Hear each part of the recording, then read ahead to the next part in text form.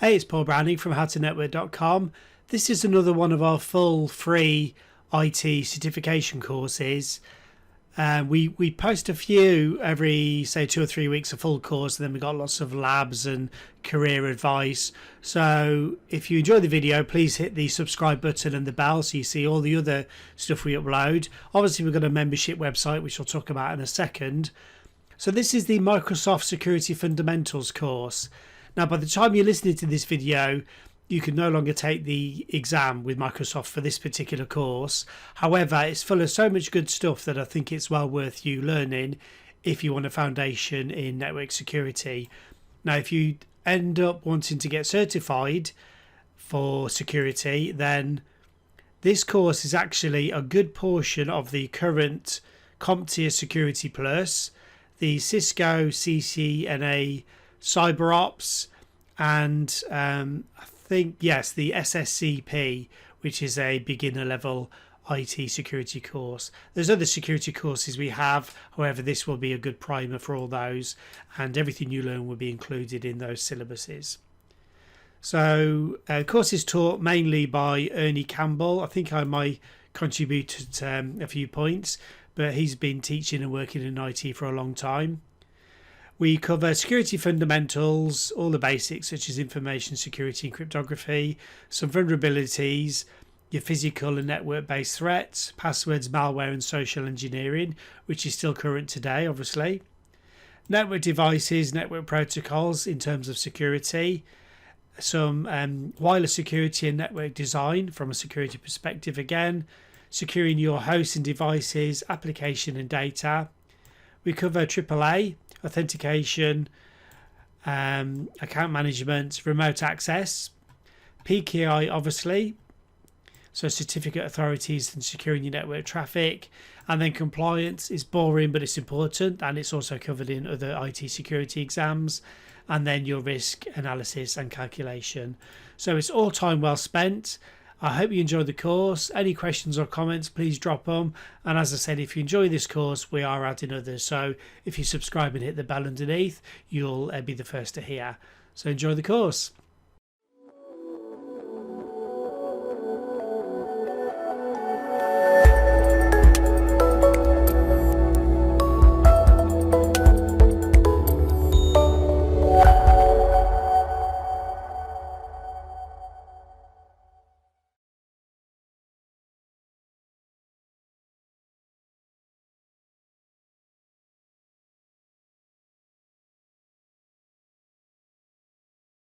In this video, we will discuss the fundamentals of information security. Once we've defined the goal of information security, we will address the basic components, defining key terms and concepts that will provide you with the essential building blocks for a proper foundation and understanding InfoSec.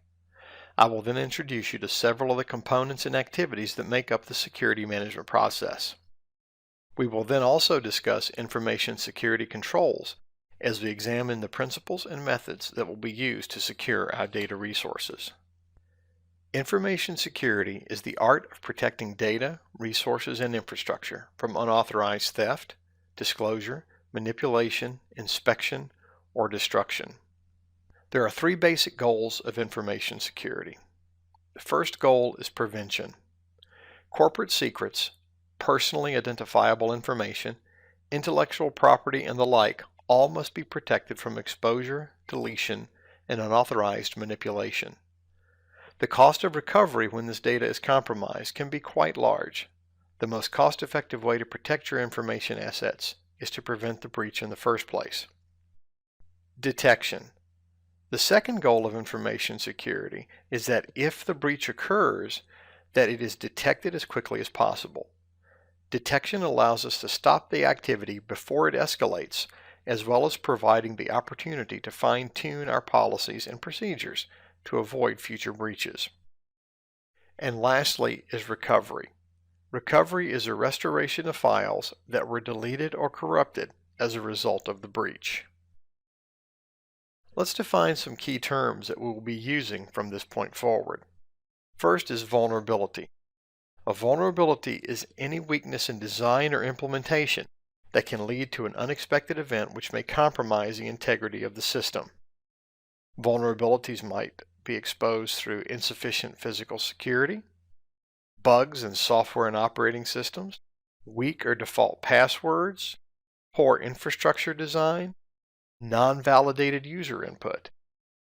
All of these can represent vulnerabilities in our systems. The next is a threat. A threat is any action which might compromise security, whether that threat be intentional or unintentional. Thirdly is an attack. An attack is an assault on a system performed by an intelligent threat. These attacks may take the form of unauthorized monitoring of traffic, denial of service, damage to hardware, unauthorized physical access, data manipulation, or even unintentional changes to the data. Next is intrusions. An intrusion is simply an unauthorized access to a system, be that system host-based, network-based, or physical structure. Risk. Risk is the likelihood of exposure to loss or harm. And lastly, controls. Controls are countermeasures that are implemented in order to mitigate risks. There are three types of controls in information security. First are preventative controls. Preventative controls stop improper actions from occurring. Standards and policies would be examples of preventative controls. Training would be a preventative control. Even a lock on a door would be a preventative control because, again, preventative controls stop improper actions from occurring. Detective controls indicate when an improper action has occurred. An example of a detective control would be a log file or a video surveillance system. It does nothing to stop the intrusion, but it documents the intrusion. And lastly, corrective controls. Corrective controls help to mitigate the impact of an attack. An example of a corrective control would be a silent alarm system. The security management process is more of a big picture concept. It is defined by its three objectives. First is identification.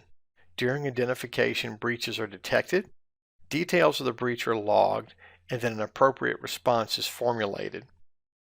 Implementation. Implementation involves the deployment of controls. During the identification phase, appropriate responses, i.e. controls, were selected to help stop this from happening in the future. The implementation phase is when those controls are put into place. And lastly, the monitoring. Monitoring involves testing of controls, documenting the results of the test, and using those results to determine the efficacy of the controls and determine if there is a need for an upgrade, refinement, or maybe even the elimination of particular controls. Now that we've defined the key terms in information security, let's take a look at how they all work together. The CIA triad represents all that we want for our data, that it should have confidentiality, integrity, and availability. If any one of these three elements is missing, then your data is worthless. You can have confidentiality and integrity, but if it's not available, then what good is it? You can have integrity and availability, but without confidentiality, anyone can see your data. Therefore, it's worthless. You may also have confidentiality and availability, but without integrity, you cannot attest to its accuracy. So again, it's useless. At this point, it's worth mentioning that there are really two aspects to integrity: accuracy and non-repudiation. Accuracy means that the data stored is the data retrieved. It has not been altered while on the disk, as well as the data sent is the data received, meaning that there has been no interception or manipulation while the data has traveled from point A to point B. While accuracy addresses the content of the data, non-repudiation addresses the source of the data. Did this data come from where it says it came from? Confirming the source of the data can be just as important as the content of the data. So integrity includes both accuracy and non-repudiation. Access control is the process of assigning levels of control such as create, delete, read, write, etc. to resources, objects, and data. There are four methods of access control. First, mandatory access control, or MAC. Objects such as files, folders, and resources are assigned a designation based upon their sensitivity, and users are assigned access based upon their security level. When the object's designation is compared to the user's access and there's a match, then the user has that level of access. No match, no access. Next is discretionary access control, or DAC. Works much the same as MAC, but the owner of the object has the discretion to assign access to others. An access control list, or ACL, is associated with the object. Once a user is placed on the ACL, an access control entry, or ACE, is created, listing the user and their level of access. Third is role-based access control. Users are assigned roles, typically based upon their job function or department, and the role is assigned a particular level of access. And lastly, rule-based access control. Firewall rules would be an example of a rule-based access control. There is no access assignment or discretion involved per se. The rules are examined, and if the request complies with the rules, then the access is granted. Common security practices establish a baseline against which we can measure security effectiveness. Let's take a look at a few of these practices. First is the implicit deny. This principle states that any access that is not explicitly allowed is denied. So the default level of access of any user to any object is denied, and it takes a deliberate act in order to gain access. Next is the principle of least privilege. This principle states that users should be given only the level of access required to do their job. This can include privilege bracketing, which involves granting access to perform a task, then removing that access when the task is complete. The separation of duties principle states that duties or tasks are divided up between multiple parties to prevent a single user from exceeding his authority. It is common in high security environments that no one user can both back up and restore a piece of data. The permission to restore is separated from the permission to back up. This makes it difficult for a single unauthorized person to acquire and move data. The principle of job rotation states that no user stays in a particular job for too long.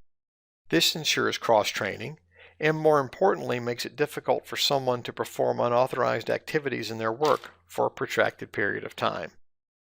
The principle of mandatory vacations states that users must take vacation time, typically at least 1 week per year, thus ensuring that someone else has to perform their tasks, and during that time audit the user's normal job function and performance.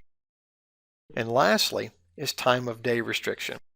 This principle states that users will be less likely to perform unauthorized activities if they are not granted access to sensitive resources outside of normal working hours.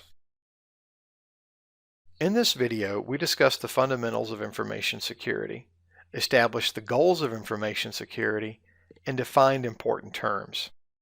We examined the security management process and followed it up with a look at information security controls.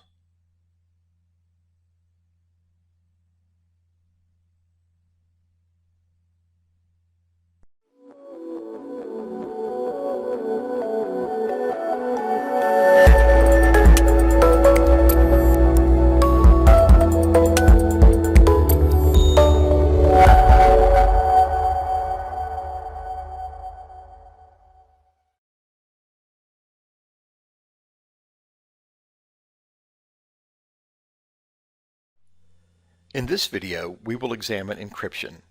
We will define ciphertext and plaintext. We will then compare stream ciphers to block ciphers and examine the role of each in our cryptographic solutions.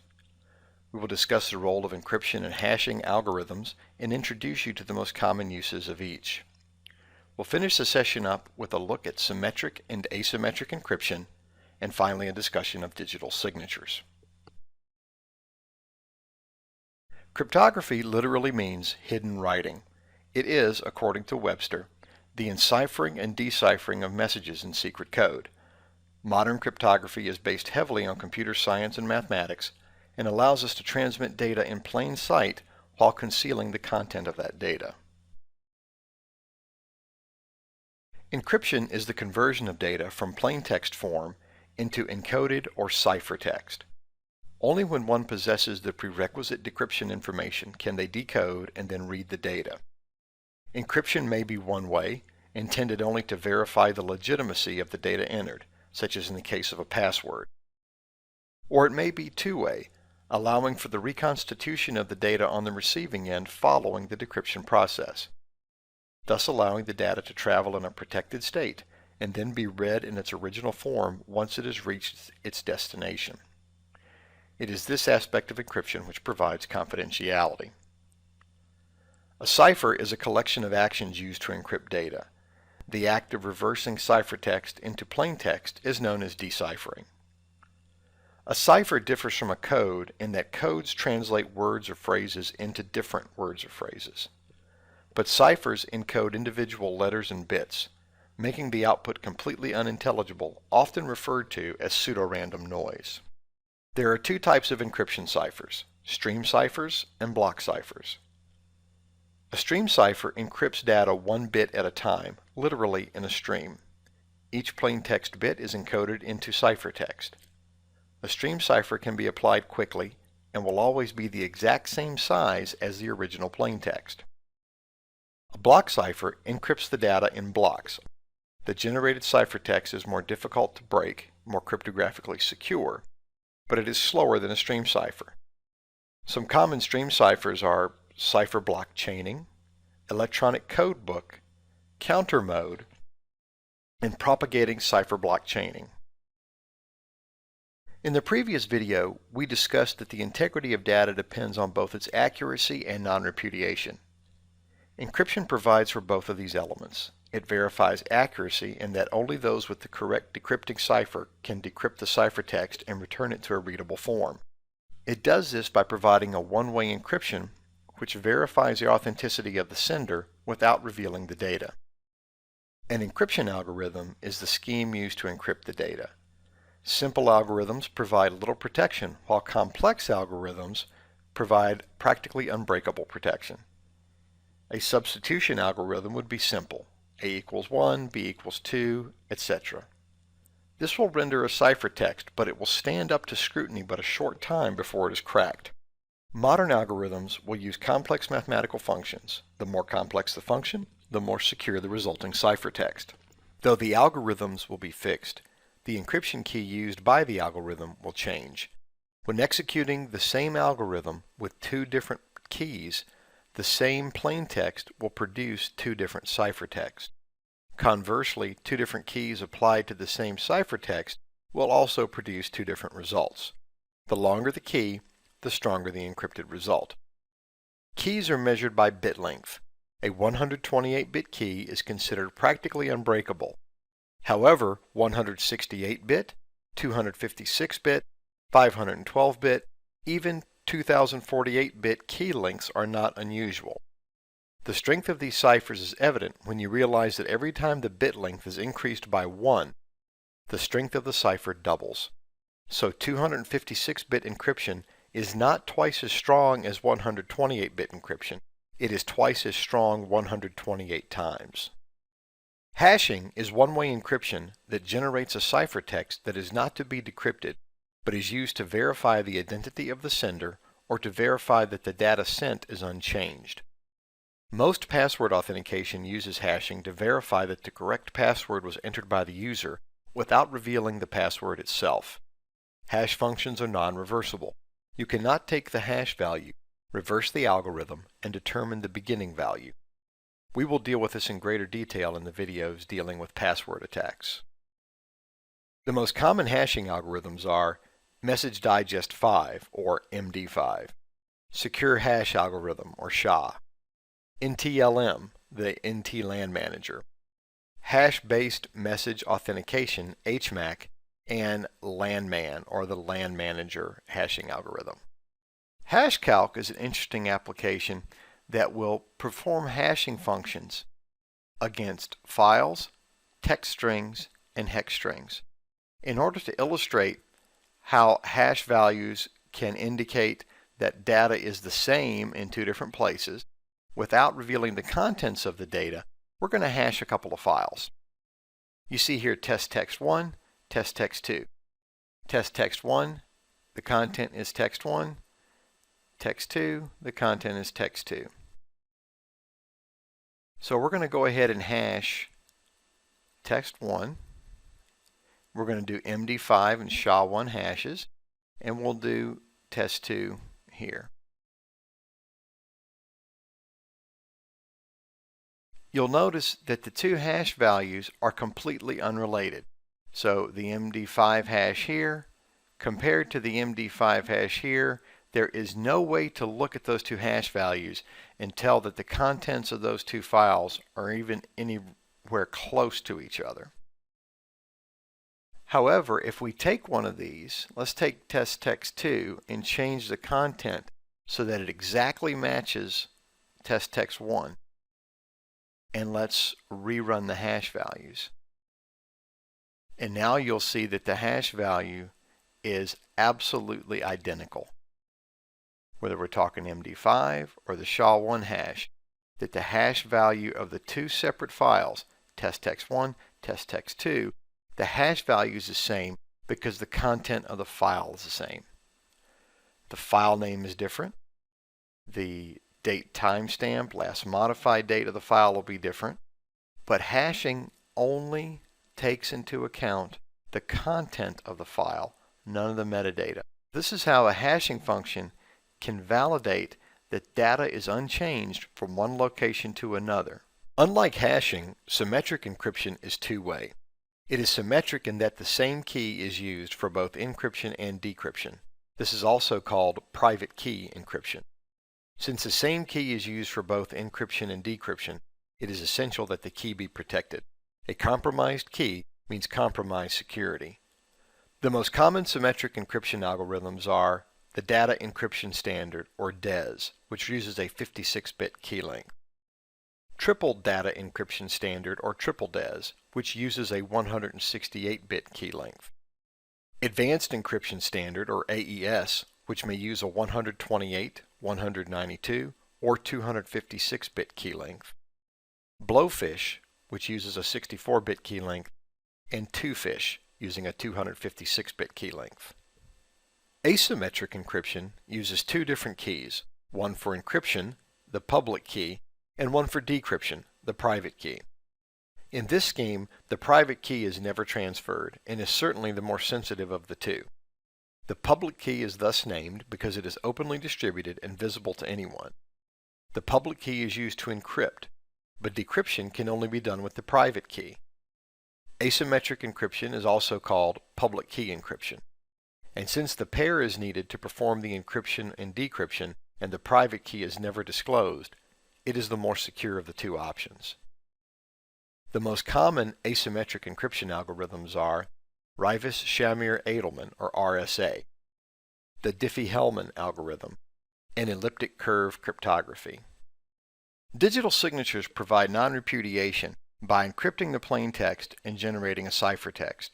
The resultant ciphertext is then encrypted using the private key of the sender. This process generates a hash value or signature which will then be appended to the original message. The original message and signature are then sent to the recipient. The recipient strips the signature off of the message, and then since the signature was encrypted with the private key of the sender, it can now be decrypted with the public key. The public key is used to decrypt the signature and reconstitute the original ciphertext that came from the sender. The recipient will then take the message, drop it through the same hash function, and generate a ciphertext.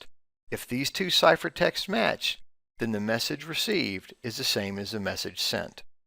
In this video, we answered the question, what is encryption? We also examined the role of ciphertext and plaintext in the encryption process. We've compared block ciphers to stream ciphers, and examined the uses of both encryption and hashing algorithms. We compared and contrasted symmetric and asymmetric encryption and talked about the use of digital signatures. In our next video in this series, we will begin our look at vulnerabilities and attack vectors, starting with physical security.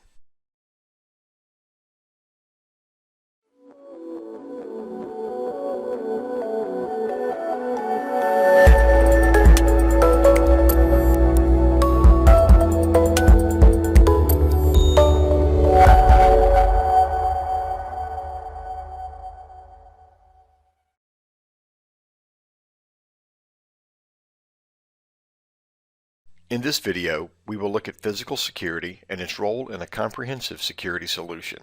We will examine threat classifications, solutions for intrusion prevention, hardware-based attacks such as keyloggers, and the potential impact of environmental risks. Physical security describes the measures used to deny access to unauthorized persons to our buildings, resources, and facilities. Physical security can be as straightforward as a locked door, or as complex as a multi-layered alarm system. Physical security is often not viewed as glamorous or as exciting as many of the logical controls that we deal with in information security, but it is most important. You can have devastatingly effective security policies and stringent password controls, but if an attacker can walk in and put a machine under his arm and walk out with it, you have protected nothing. Remember this: there is no password as secure as a locked door. If you don't have physical security, you have no security. But physical security is not just about keeping the wrong people out of your facility. There are a great variety of situations and challenges which can impact your physical security posture, such as infrastructure failures, loss of water, loss of electricity, loss of environmental controls, fire, illnesses, and network interruptions. There are four major classifications of physical security threats. Internal. A common internal threat would be disgruntled employees. Are there controls in place that don't just keep outsiders out, but also limit the exposure of our systems to insiders who may have malicious intent? External. We have much less control over external threats than internal, but we still must work to mitigate the risks posed. An example of an external threat could be loss of power. Most all facilities depend on a third party to provide their electricity, but we mitigate the potential for loss with uninterruptible power supplies for short-term losses, and where justified, generator units for long-term loss. Natural. We have no control over natural threats, but we need to have contingency plans in place to deal with their eventuality.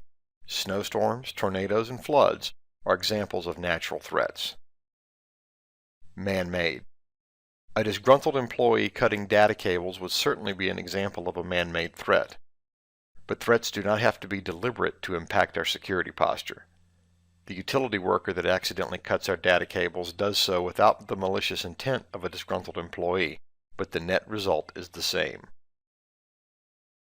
The likelihood of an attempted unauthorized intrusion will depend on the value of that which you are protecting. In a retail environment, it is very common for physical barriers, one example would be a bollard, to be placed in between the parking lot and the building to deter vehicles from smashing into the building. In other environments, where foot traffic is a concern, the installation of a man-trap ensures that no one is able to burst through a single door and gain entry. The beauty of a man-trap is that the attacker is now confined, locked between the two doors until the authorities arrive. But protection from physical intrusions does not have to be expensive. Placing cameras in unmanned areas will deter attempted unauthorized access. An even less expensive alternative would be the placement of fake cameras. This provides a deterrent of surveillance without costly equipment and monitoring fees. A hardware attack is an attack targeting a computer's physical components and peripherals. There can be multiple reasons for a hardware attack: theft for personal enrichment, the theft of sensitive information stored on the hardware, vandalism, and disruption of the business process. No matter what the reason, the result is the same. Again, I remind you, if you don't have physical security, you have no security. One example of a non-destructive hardware attack would be a hardware keylogger. We will discuss software keyloggers in a subsequent video, but for now let's stick to the danger posed by the hardware keylogger. A lack of physical security can make it possible for this device to be placed in line between the keyboard and the user's computer. There is no encryption that will defeat what the keylogger will do, and only specialized software will make it detectable. The keylogger is simply a pass-through device that records keyboard activity and passes the input to the PC. They are relatively inexpensive and devastatingly effective, with many having the ability to record a year's worth of keystrokes. Some will even timestamp the information. I've placed a keystroke logger in line between the keyboard connector and the backplane of the computer. We'll now fire up Word to provide some content for the keystroke logger.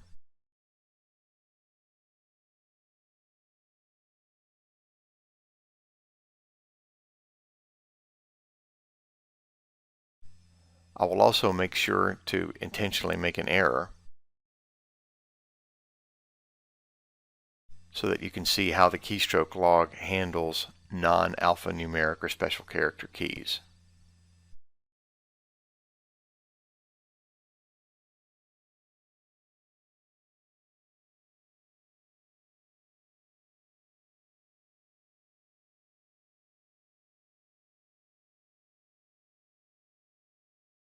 So I'll close Word and open up a simple text editor. Keystroke logger tends to work best in a less formatted environment, and bring up Notepad. Typing in the password, the keystroke logger will now dump its menu into the Notepad screen. Choosing one, I now download the contents of the keyboard log.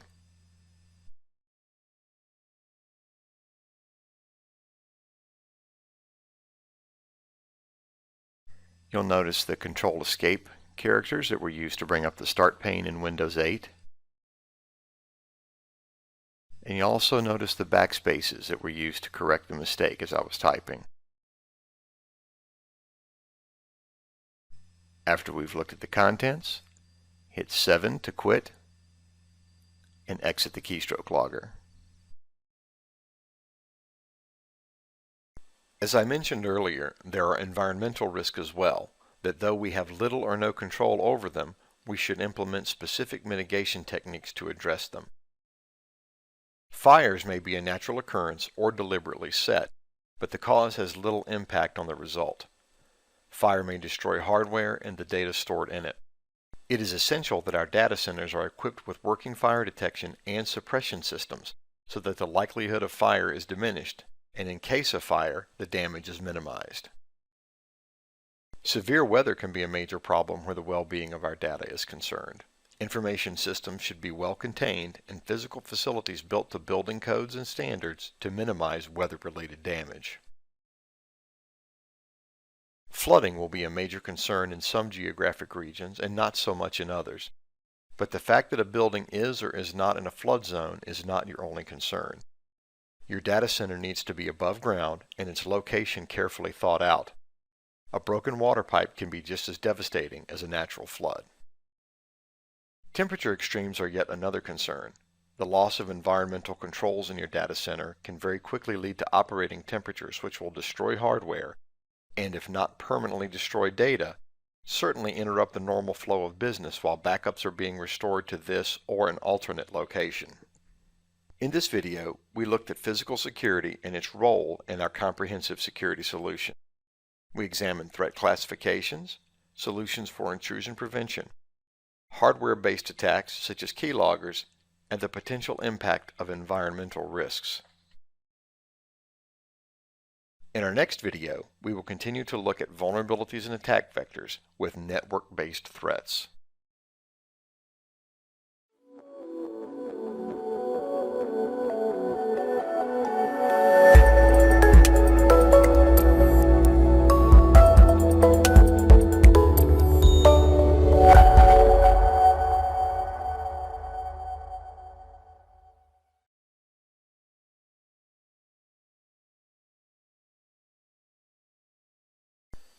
In this video, we will examine the DoD networking model, compare the functions of TCP versus UDP, define sockets, and explain their purpose. We will look at the most common TCP transaction, the three-way handshake, and how it can serve as a diagnostic tool in scanning. We will then finish up with some common scanning techniques. The Department of Defense developed the four-layer model of network communication in the 1970s for the DARPA Internetworking Project. It was this project that eventually grew into the Internet. This model breaks the communication process into layers, and then individual protocols perform their assigned functions at the appropriate layer. You may be more familiar with the ISO 7-layer model. You see here where the top 3 layers of the OSI model map to the top layer, the application layer, in the DoD model. The transport layer maps to transport, the network layer maps directly to the internet layer, and the physical layer of the DoD model maps to the functionality of the data link and physical layers in the OSI model. Essentially, the OSI model is more granular, using up to 3 layers in the OSI model to represent the same functionality as a single layer in the DoD model. The bottom line is it is the same communication flow. The OSI model just came along later and is more specific in its representation per layer. But we start here with the 4-layer model, since that is where TCP/IP began, and it is sufficient for this discussion. The 4-layer model is referred to as both the TCP/IP model and the DoD model. 2 labels, same model. The application layer enables client applications on the system to access networking software. Examples of application layer protocols are FTP, File Transfer Protocol, HTTP, Hypertext Transport Protocol, and SMTP, Simple Mail Transfer Protocol. The transport layer provides connection and communication services. The TCP and UDP protocols function at this layer and will be our next topic of conversation. The Internet layer provides addressing, naming, and routing services. IP, the Internet Protocol, DHCP, Dynamic Host Configuration Protocol, and ICMP, the Internet Control Messaging Protocol, all function at the Internet layer. And the physical layer defines valid signals and transmissions for the network interface card and network media. There are multiple Ethernet and wireless specifications that map to the physical layer, and it is not specific to TCP/IP. For the purposes of this discussion, we're going to focus on the transport layer protocols, TCP and UDP. TCP is a connection-oriented communication protocol that provides verification of the successful receipt of data. When the transmission is complete, the connection is released. This would be analogous to a telephone conversation. There is a connection request, a positive response, transfer of data, verification of successful receipt, all followed by an agreement to disconnect. TCP is used when reliability is important and retransmission is possible. UDP is a connection-less oriented communication protocol that delivers speed in lieu of reliability. A best effort communication to be used when verification is impractical. This would be analogous to a television broadcast. The information is sent out with no immediate verification of receipt. UDP is used when speed is paramount and there is no opportunity to resend data, as in a streaming video or voice over IP phone connection. Each protocol has 65,536 ports associated with it. These ports provide logical endpoints for communication. This allows a single host to perform multiple functions at the same time. The endpoint in the communication is expressed as a socket, which is the address of the computer, followed by the port number to which the communication is addressed. Think of it as an office building, where there's one address, but a different suite number for each office. When a machine is scanned, we can determine which ports the computer is listening on. In other words, what protocols are active on the machine. The response of the machine to these scans can yield a wealth of information, from what services and applications are running on the machine to what operating system the computer is running. You can see which ports are listening on a Windows machine by launching a command prompt and typing netstat-an. This will return all of the current active connections and listening ports on the machine. For the purpose of this video, we are going to focus exclusively on scanning for TCP ports. Port scanning is a pre-attack activity in which target machines are queried and the attacker then receives the response indicating the state of the ports on the target. For the most part, scanning involves crafting packets with specific TCP flags set, and then waiting to see the response to the flags on the packet that the target received. The TCP communication flag is a bit that is turned on in a packet to indicate the intent of that packet in setting up, tearing down, and maintaining a TCP connection. There are 6 flags that concern us at this point. They are the SYN flag. SYN is the synchronized flag. It is basically a request to communicate. ACK. ACK is the acknowledged flag. It is used to acknowledge the receipt of the previous packet. FIN is the finished flag. It is used to indicate that the sending computer has finished sending the data. Reset is a reset flag. It is used to terminate the connection. Push is the push flag. It is used to indicate to the receiving machine that the data should be pushed to the application immediately.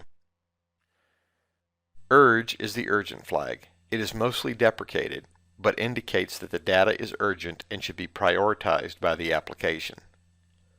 Now that we've looked at the flags, let's look at the most common transaction in a TCP connection, the three-way handshake.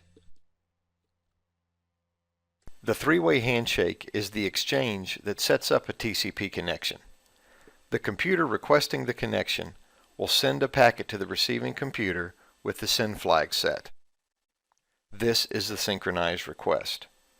The receiving computer then responds with a packet with the SYN and ACK flags set.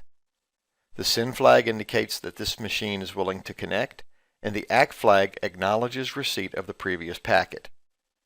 The requesting computer then responds with an ACK, acknowledging receipt of the previous packet, thus completing the connection. This is the exchange when the targeted computer is listening on the port requested. If the target computer is not listening on that port, the port is said to be closed, and the target computer responds to the requesting computer's SYN packet with a reset and an ACK, basically acknowledging receipt of the requesting computer's SYN request, but indicating that the connection request is being refused. So if the target computer responds with a SYN ACK, we know that the port is in a listening state. If it responds with a reset ACK, we know that the port is closed. This table contains a summary of the common scanning techniques, along with the possible responses from the target. A SYN scan is known as a half-open scan, meaning that a request is made, but if the port is open, then the requesting computer refuses the connection. A connect scan, the requesting computer completes the connection if the port is open. So if the port is open, the target machine will respond with a SYN ACK. If the target is closed, then it will respond with a reset ACK. The Christmas, null, and fin scans are basically included for historical purposes. They are mostly deprecated due to the fact that they do not work on any Windows-based operating systems. In a Christmas scan, the fin, urge, and push flags are set. In a null scan, there are no flags, and in a fin scan, just the fin flag is set. These scans exhibit a unique behavior in that if the port is open, there is no response from the target. It's waiting for communication that makes more sense. If the port is closed, then they still respond with a reset and an ACK. If these scans are used against a Windows machine, all ports will come back closed, even if they're open. In this video, we have examined the DoD networking model, compared the functions of TCP versus UDP, defined sockets and explained their purpose. We then looked at the most common TCP transaction, the three-way handshake, and how it can serve as a diagnostic tool in scanning. We then finished up with some common scanning techniques. In the next video, we will continue our discussion of vulnerabilities and attack vectors with network-based threats, Part 2.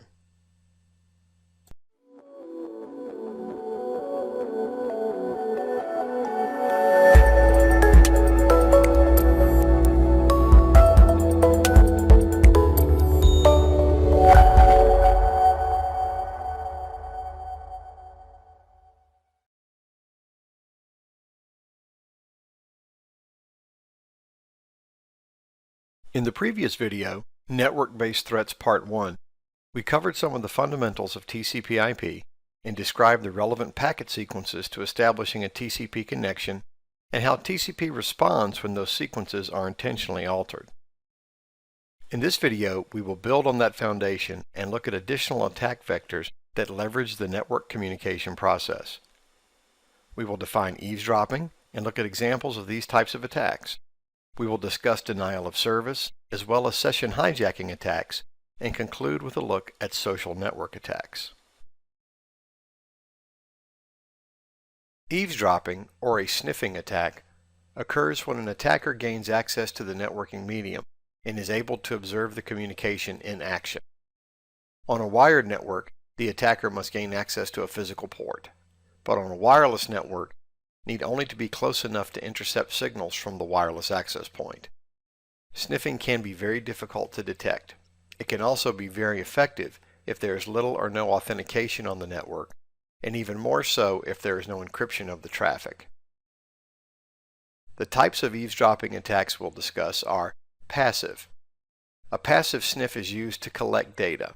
There is no manipulation of the data at time of acquisition. It is simply recorded for later use. Data recorded for later use may be mined for valuable information such as credit card numbers, personally identifiable information, and passwords. An active sniff, also referred to as a man-in-the-middle attack.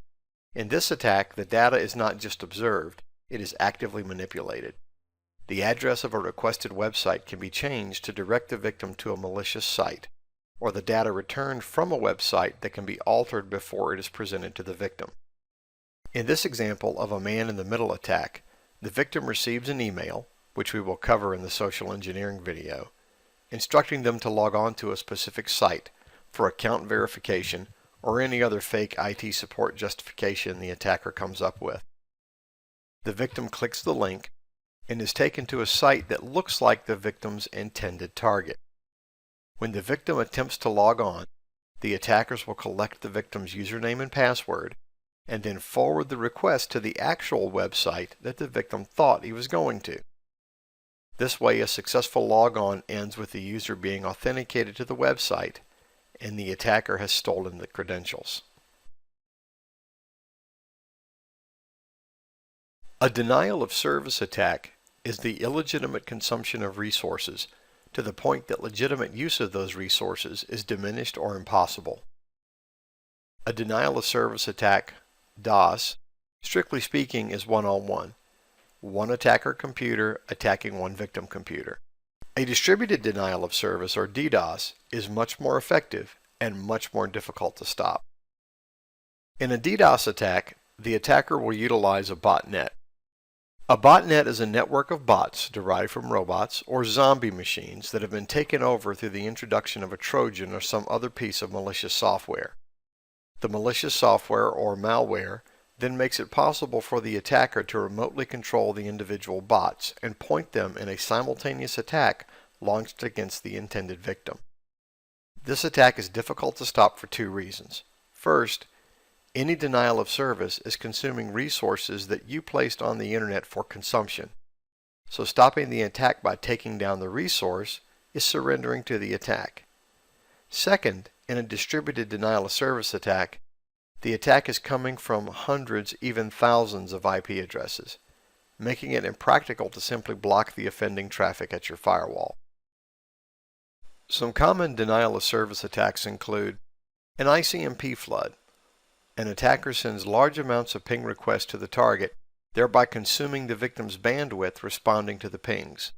A Smurf attack is a common ICMP flood. In a UDP flood, the attacker sends large amounts of UDP echo packets, thereby consuming the victim's bandwidth responding to the pings. A Fraggle attack is a common UDP flood. In a SYN flood, the attacker sends large volumes of packets with the SYN flag set, spoofing the address of the source with an unreachable destination.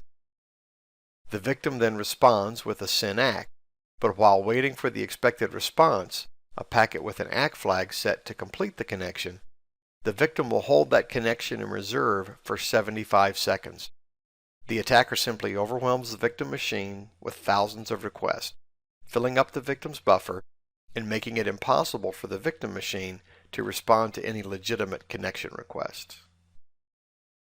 A session hijacking attack occurs when the attacker is able to commandeer a connection after the authentication sequence has taken place, thus making it possible to pose as the user without having to have acquired the user's logon and password. A session hijack can take several forms. ARP poisoning. The Address Resolution Protocol, ARP, is the protocol responsible for resolving IP addresses to MAC addresses. All communication eventually comes down to the MAC address, so if an attacker can update the victim's ARP cache with erroneous information, then the attacker can transparently place himself in the middle of a network communication. Tools for poisoning ARP are readily available, and TCP/IP provides no mechanism for validating an ARP update, making ARP poisoning as lethal as it is stealthy. DNS provides resolution for user-friendly host names, such as howtonetwork.com, to numeric IP addresses, 184.172.159.195. TCP/IP does nothing natively to verify the legitimacy of a DNS response subsequent to a name resolution request. So, DNS may be attacked by DNS poisoning, where the attacker provides a bogus response for name resolution by injecting malicious records into the DNS database or the DNS cache. DNS may also be attacked by DNS hijacking, where the attacker sets up a rogue DNS server, then serves up malicious responses from his own server. The victim has been tricked into using this server by deceit, such as social engineering, or malware, such as a Trojan, that will misconfigure the victim's IP configuration to point to the rogue DNS server. Social network attacks. Casual users are especially susceptible to attacks based around social networking sites. This increased susceptibility is due largely to the volume of traffic they experience and the user's tendency to look for familiar pages and graphics rather than paying attention to links and addresses. In a phishing attack, the attacker lures the user into clicking a link and brings the victim to an illicit site which appears to be the user's target, but is simply a copy being hosted by the attacker, and having been infected with Trojans and other malware, can be used to steal legitimate logons and credentials as well as propagate malware, turning the victim into a bot as part of a larger botnet. Clickjacking is forcing a user to unintentionally click a link by placing layers on top of legitimate links. The user clicks what appears to be a legitimate link and is instead clicking a malicious link which may install software. In a drive-by download, a program is installed on a user's computer automatically when they visit the illicit site. This is done without the user giving consent or even clicking a link. There's a certain amount of subterfuge involved in most social network attacks, where the user is enticed to visit a malicious copy of the site, click a link in an email, or download software. This concept of social engineering will be covered in greater detail in a video later in this series.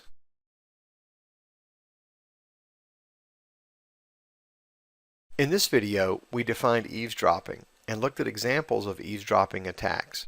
We discussed denial of service as well as session hijacking attacks and concluded with a look at social network attacks.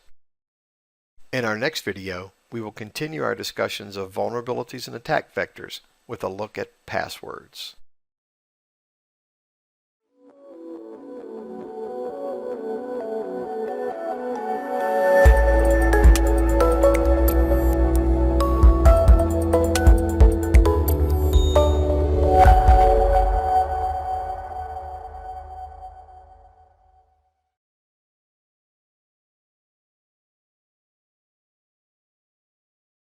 In this video, we will examine the role, structure, and inherent weaknesses in passwords. We will begin with a look at authentication and discuss authentication types. We will then examine the most common attacks against passwords and finish up with a discussion of secure password practices. Authentication is simply proving that you are who you say you are. It is this simple concept upon which all of our security controls are based. Once the identity of the requester is verified through authentication, next comes authorization. Now that we have established who you are, what is it that you're allowed to do? All authentication mechanisms fit into one of three authentication types. Type 1, something you know. i.e., a password. Type 2, something you have, such as smart cards, RSA tokens. Type 3, something you are, biometrics. We will examine the types and various authentication mechanisms in greater detail in a subsequent video. For our purposes here, we will focus on Type 1 authentication. There are several weaknesses to the concept of Type 1 authentication. Here are just a few. Users tend to make passwords that are memorable, too short, and lacking complexity. This also means that they are easily guessable. Users also tend to let their passwords get too old. The longer a password stays the same, the more vulnerable it is. And users are prone to divulge passwords, whether for convenience or via a social engineering attack. Let's take a look at some common password attacks. First is guessing. This is effective with short, memorable passwords. Unfortunately, most users create passwords with little concern for guessability. Passwords based on family names, pet names, sports teams, hobbies, etc. all are easily guessable with just a little knowledge of the user. Sniffing. Unencrypted protocols will transmit passwords in plain text. HTTP, FTP, SMTP, just to name a few. Any network sniffer such as Wireshark can be used to reveal a password transmitted in the clear. The File Transfer Protocol, FTP, transmits passwords in plain text. This unprotected transmission exposes the user to potentially having their password compromised with a sniffing attack. I will start Wireshark on a Kali Linux install and now sniff the network and reveal the user's password during an attempted FTP connection.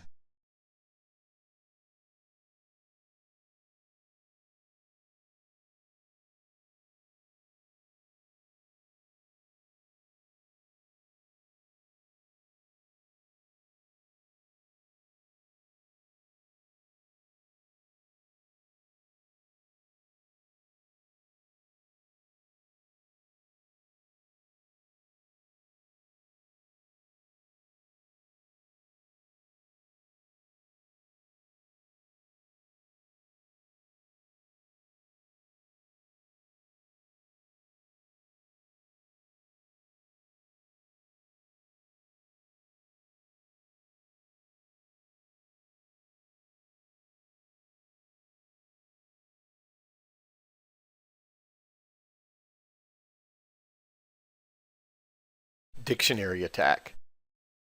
In encrypted password schemes, the password is put through a hashing process, such as MD5 or SHA, and the encrypted hash value is transmitted over the wire.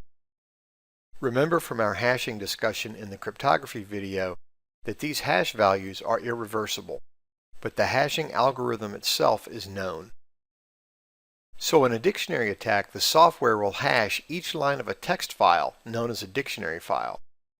The hashes generated from the text file are compared to the known hashes which were extracted from the computer or sniffed off of the network. When a generated hash matches the known hash, the password is then revealed. This is why it is essential that your passwords are not words from a dictionary. And don't think that substituting @ for A's and 3's for E's will protect you. The password cracking software does that as well. And processing more than 1,000 hashes a second can go through many tens of thousands of passwords in a brief period of time. Cain Enable is a free password cracking utility which will perform a dictionary attack against hashes exported from a system or extracted from the network. I will export the hashes from this machine and subject them to an LM hash attack.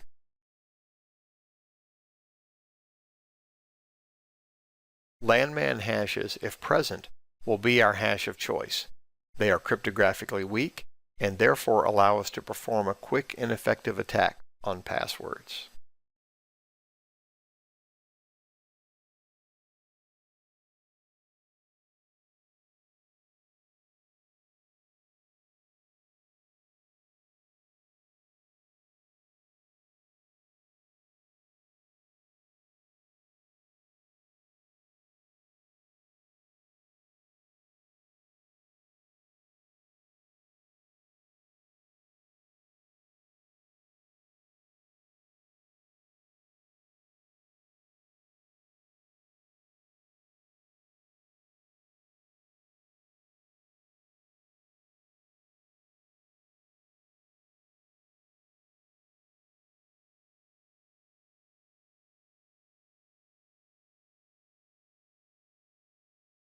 Brute force attack.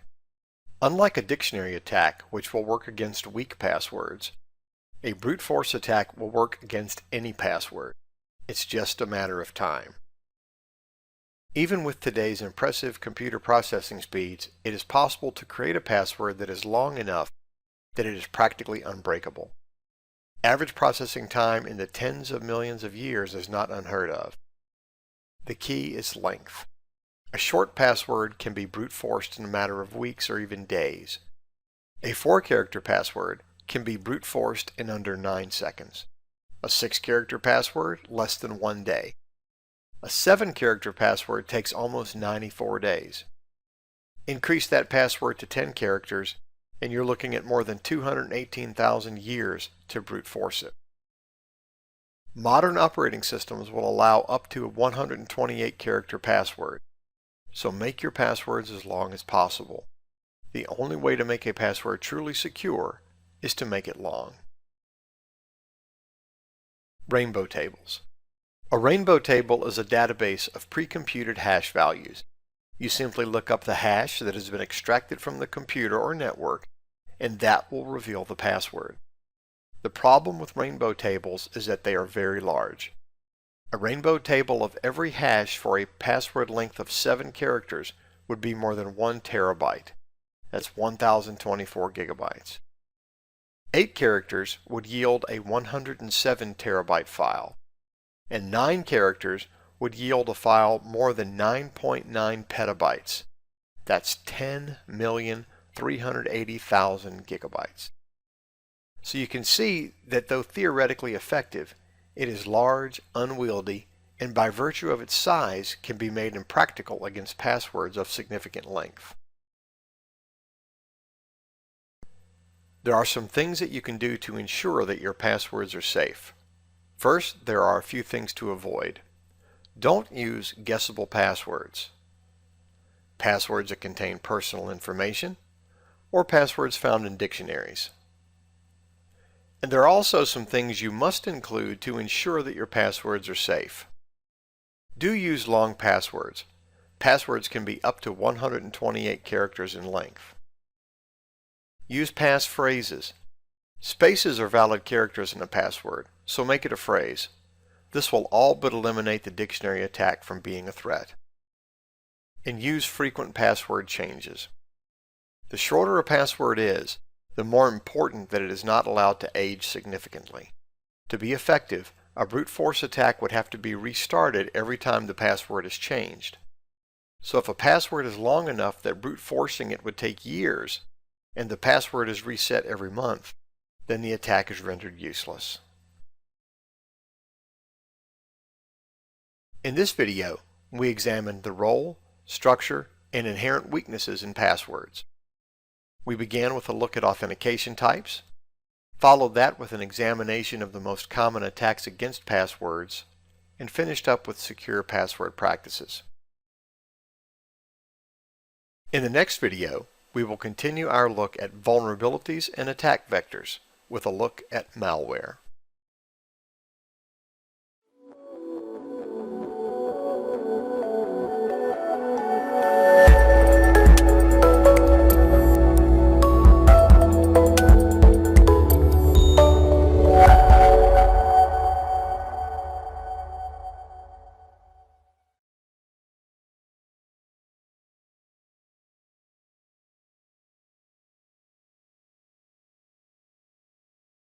In this video, we will examine malicious software or malware. We will define the different classes of malware and examine the dangers presented by each. We will then finish up with a summary of the controls that can help to protect from malware infection and minimize damage in case of infection. Malware is a generic term that encompasses many different types of software, some classified by their method of spreading from victim to victim, others classified by certain telltale behaviors. The most well-known type of malware, a virus, is code that spreads from one computer to another by attaching itself to legitimate files, disk boot sectors, or documents. The viral code then executes when the file with which it is associated is opened. Viruses often act as a foothold or initial compromise, opening the way for further attack vectors. Viruses are typically spread through file downloads and email attachments, as well as infected flash drives and disks being shared from user to user. Antivirus companies continuously monitor the internet looking for new pieces of malware by placing honeypots and honeynets, computers and networks placed online with the goal of being infected, so that malware is detected as quickly as possible. According to Symantec, in 2011, there were 55,000 pieces of malware being generated every day. That's a new piece of malware every 1.6 seconds. There are over a dozen different categories of viruses, differentiated by what they infect and how they infect it. Sparse infectors, cluster, file, boot sector, encryption, polymorphic, cavity, and file extension viruses, just to name a few. A worm is software that spreads from one computer to another via the network. After the initial infection, a worm is self-propagating and needs no human assistance to infect its victim. Worms are commonly written to replicate and spread across a network as quickly as possible. This rapid infection rate is then leveraged to install backdoors in infected machines that can allow one-on-one access to the attacker, or more likely, install a bot, making the computer part of a much larger botnet. A worm can be written to do anything that a virus can do. They are distinguished only by their method of infection. A worm can replicate itself and use memory, where a virus attaches itself to another program. A worm spreads on its own, whereas a virus needs your help to install it. Worms have been made much less effective in recent years due to the use of host-based firewalls. A Trojan is malware that is embedded within a seemingly harmless piece of software that the user voluntarily installs or opens. Historically, Trojans have been used to deliver keystroke loggers, unannounced backdoor access, botnets, and e-banking man-in-the-browser attacks. In this demo, I will create a Trojan and embed backdoor access into the user's machine inside of a seemingly harmless JPEG. And for the purposes of illustration, I will give it a PDF icon.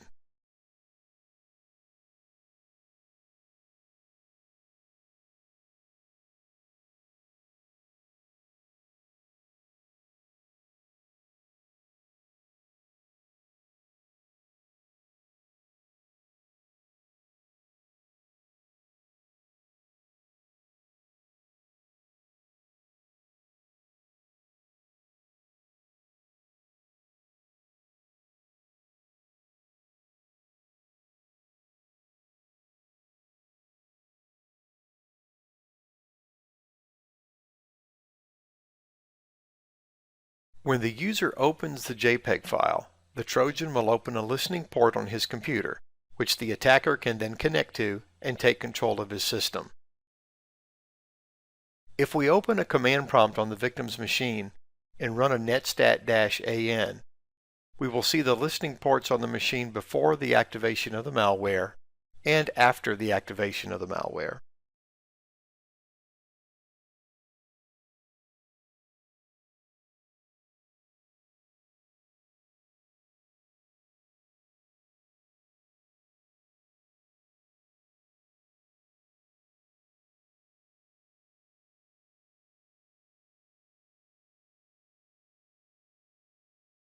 Compared side by side, you can see the newly opened listening port. The malware is listening on TCP port 5110, waiting for our connection.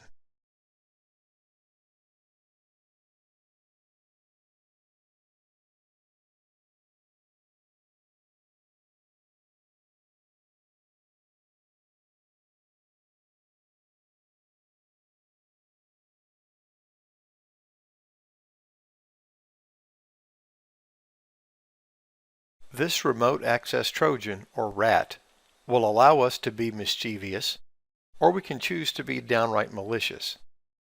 Our activity here is mostly harmless, but the same principles apply for the injection of bot software or anything else of a malicious nature.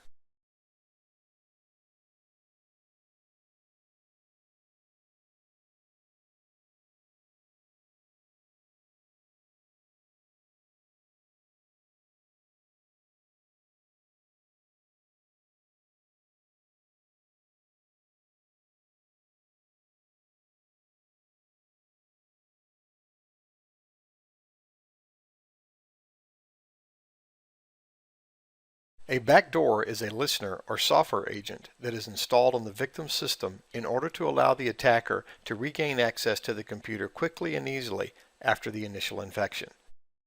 It can take a significant amount of time for an attacker to successfully compromise a system. His goal is to assure that he can return to it with a minimal amount of effort. The backdoor provides that access. A botnet is a collection of computers that have been infected with a bot, short for robot. The bot network, botnet, can then be used to launch coordinated attacks, such as a distributed denial of service, collect personal information through activities such as keylogging, or send large amounts of spam email traffic.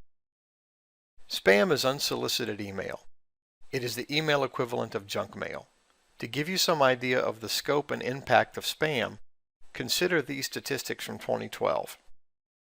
There are 144 billion emails sent daily.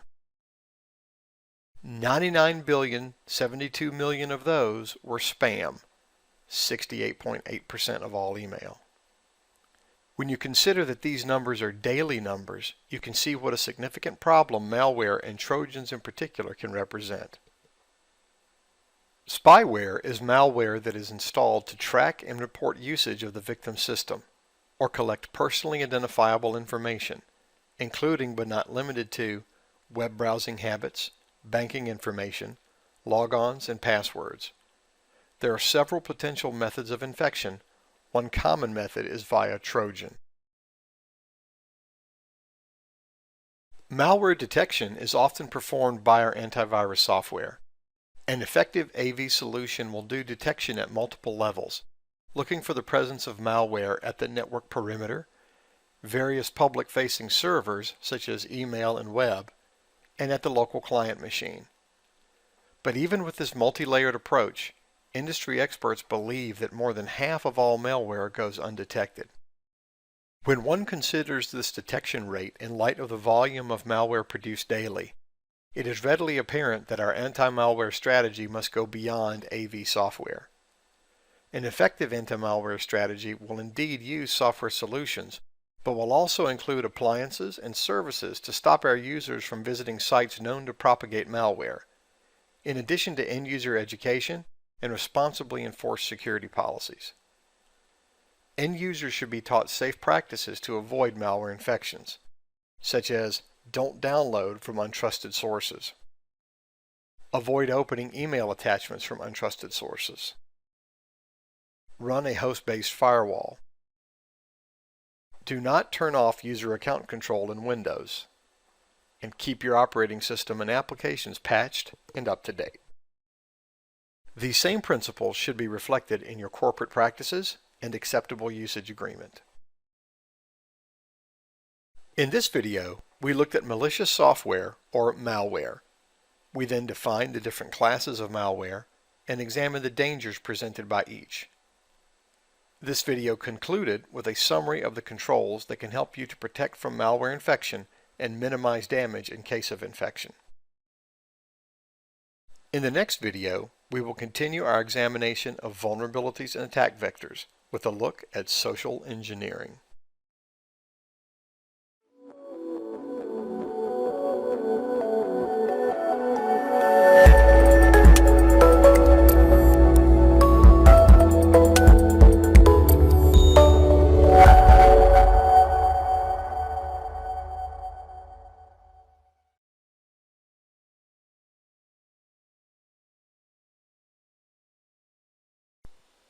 In this video, we will examine the art of social engineering.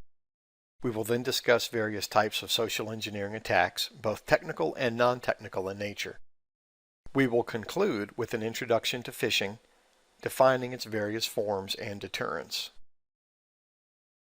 Social engineering is an attack that uses deceit and trickery to induce a user to provide confidential information or otherwise violate security policies.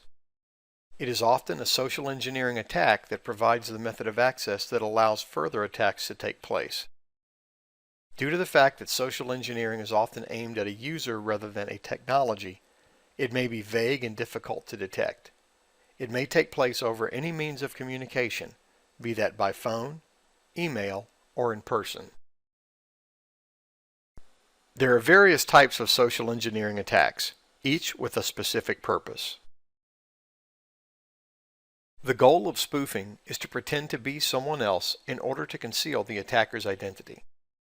IP addresses and MAC addresses may be spoofed, as well as emails, which may be spoofed through manipulation of the message header. Impersonation. In this human-based attack, the attacker poses as a trusted individual. An example of impersonation would be the attacker calling the victim and posing as a help desk technician. Then using that trusted position, convince the user to change a configuration or install some piece of software. How much faster would it be to have a user install a backdoor or proxy for you rather than trojanizing and delivering a software-based attack? A hoax.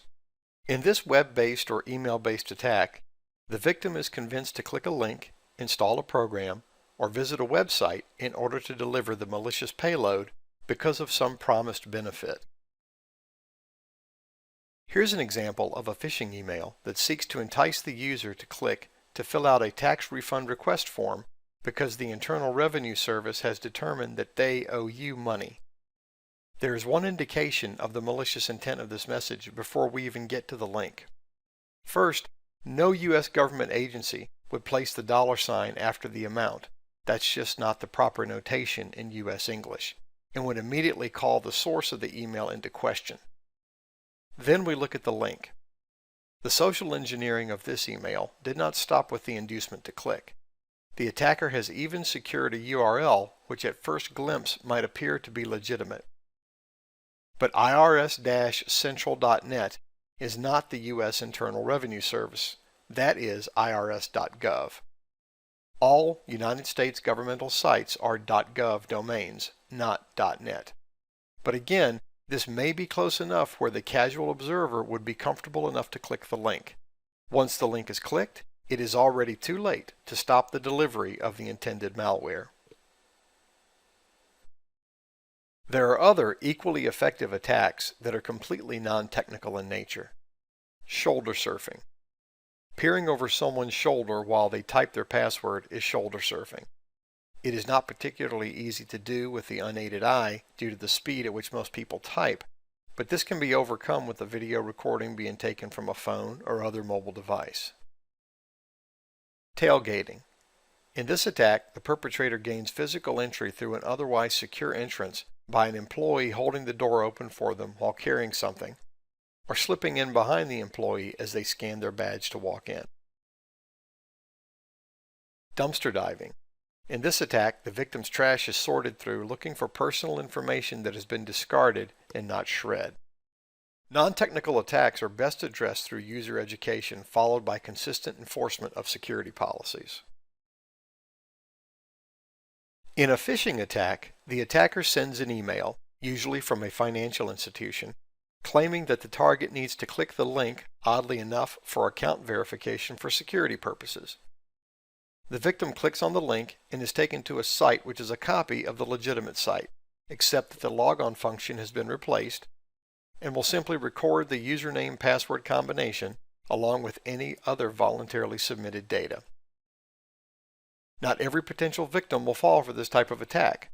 According to industry estimates, in 2012 there were 316,800,000,000 phishing emails sent every day. With that kind of volume, it's easy to see why an attacker only needs a very small percentage of click-throughs to make their efforts pay off. In this example, you see that the bank logo is right and the page looks legitimate.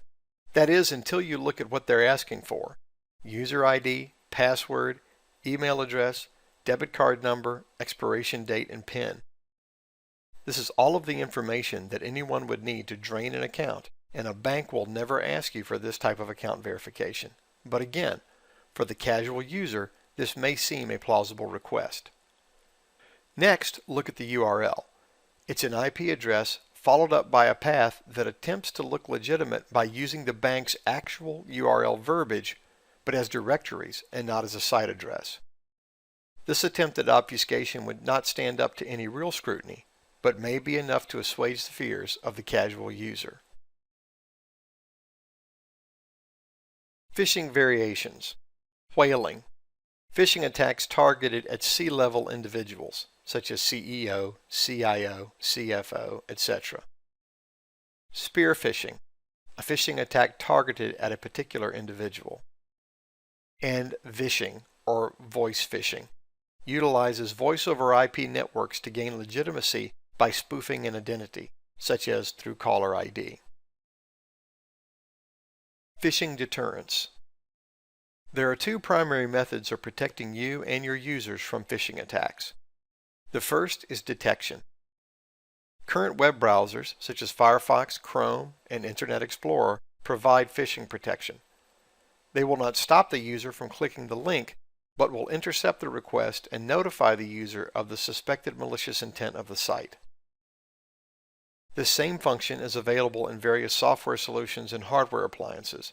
Spam and phishing firewalls will provide a layer of protection beyond the browser. The second is education. Familiarize your users with safe email practices, such as don't use HTML email. Don't click on links in emails from untrusted sources. And before clicking a link, take a good look at it. Take a minute to see if it looks right and run it through your favorite search engine and see if there are any reports of malicious activity at that address. In this video, we examined the art of social engineering. We discussed various types of social engineering attacks, both technical and non-technical in nature. We concluded with an introduction to phishing, defining its various forms and deterrents. In our next video, we will begin our section on network security with a look at network devices.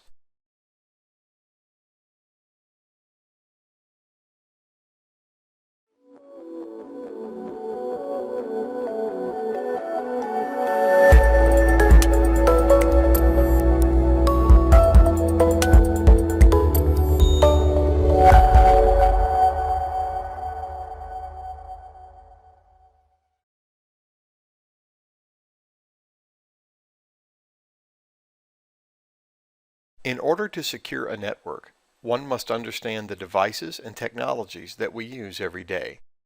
In this video, we will define the basic network components, review the OSI network communication model, and then look at the roles of routers, switches, and firewalls in our networks. There are several components that make up a network. Device. Any hardware that participates in network communication, such as computers, servers, printers, tablets, and smartphones. Protocol. A definition of rules and conventions that govern communication between network devices. Think of a protocol as a language. Just as words have meanings, and those meanings govern how we communicate verbally, protocols provide rules for communication and define the structure within which that communication takes place. Media. Carries the signals between devices on the network. There are two basic types of media. Bound media, which is physical in nature, i.e. a wired network such as Ethernet, and unbound media, which is not physical, i.e. wireless, such as 802.11g networking. Network adapter. The hardware which takes a signal off of the media and presents it to the network device. In the video on Network-Based Threats Part 1, we were introduced to the OSI model. The purpose of this model is to illustrate the process of network communication. The various processes necessary for network communication have been broken down and divided into 7 distinct layers. Each layer is responsible for taking the information from the layer above it or below it, performing its specific functions, and then passing the data on to the next layer. The 7 layers of the OSI model are application, presentation, session, transport, network, data link, and physical. The layers are often designated by layer number. They number from the bottom up, physical being L1, data link being L2, and so on. Each layer is responsible for a discrete portion of the communication process. The application layer, L7, is the layer that takes the information from the application and begins its transmission process, and conversely ends the process on the receiving machine. The application layer identifies the communication partner, verifies resource availability, and synchronizes communication.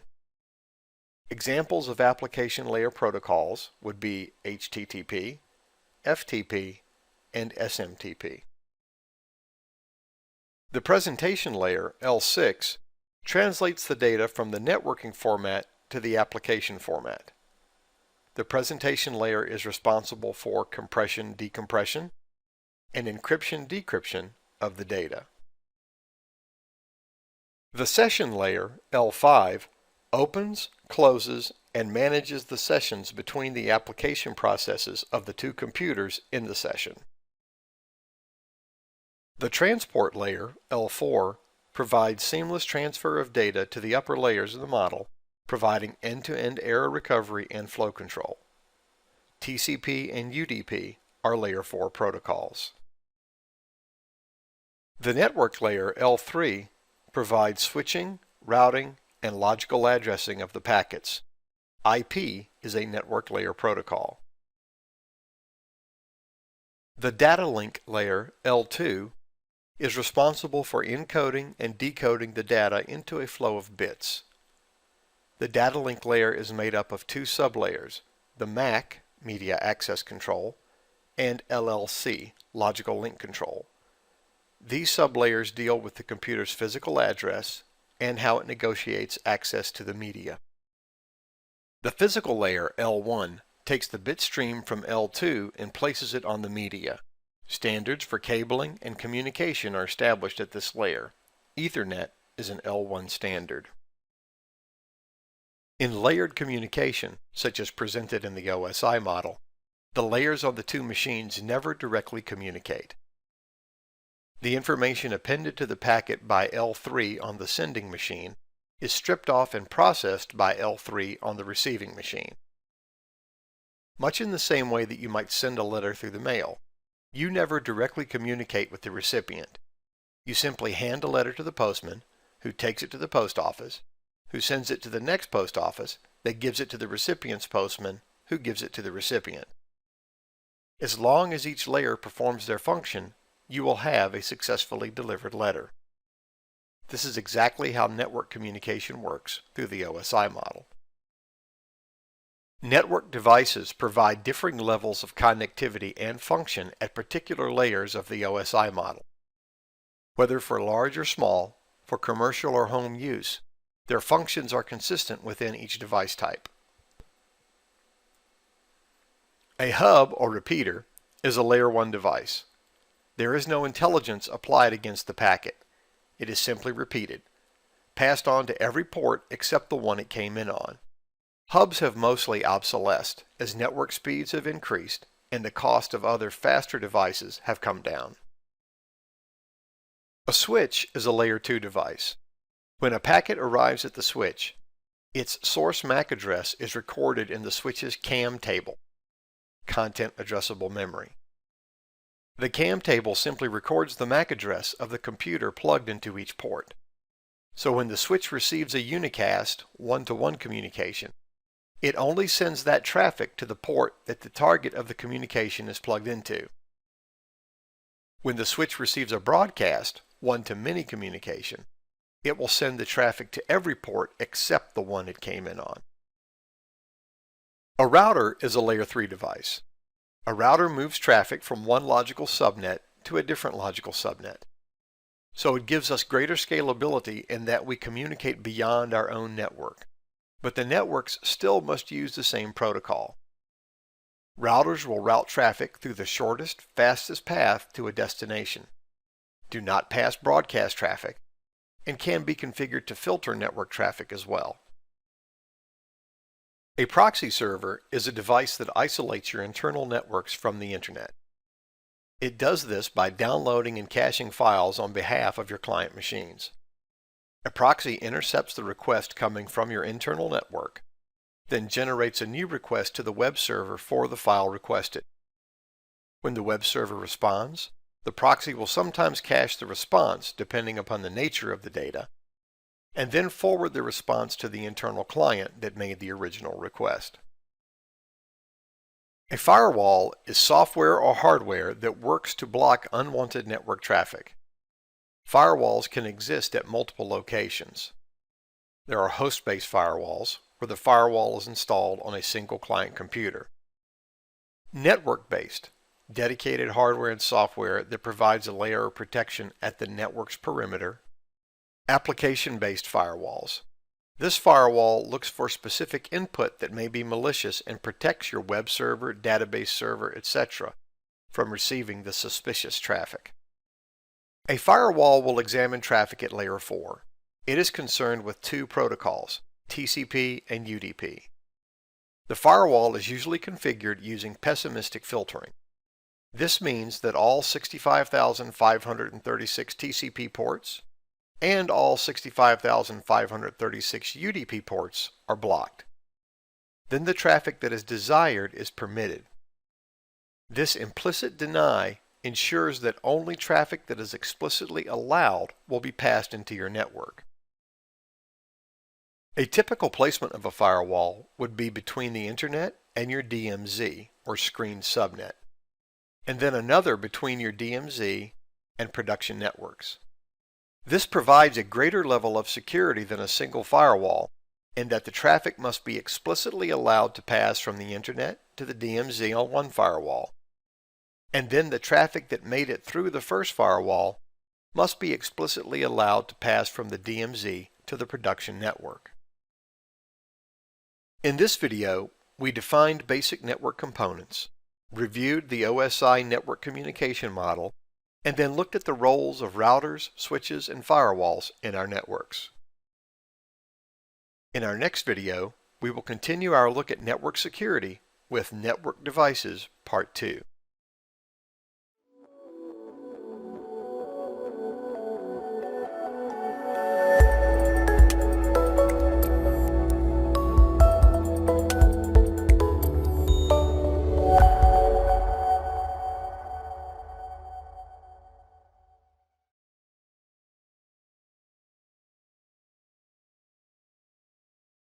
In the previous video, we examined some of the core networking devices that will be found in most any network.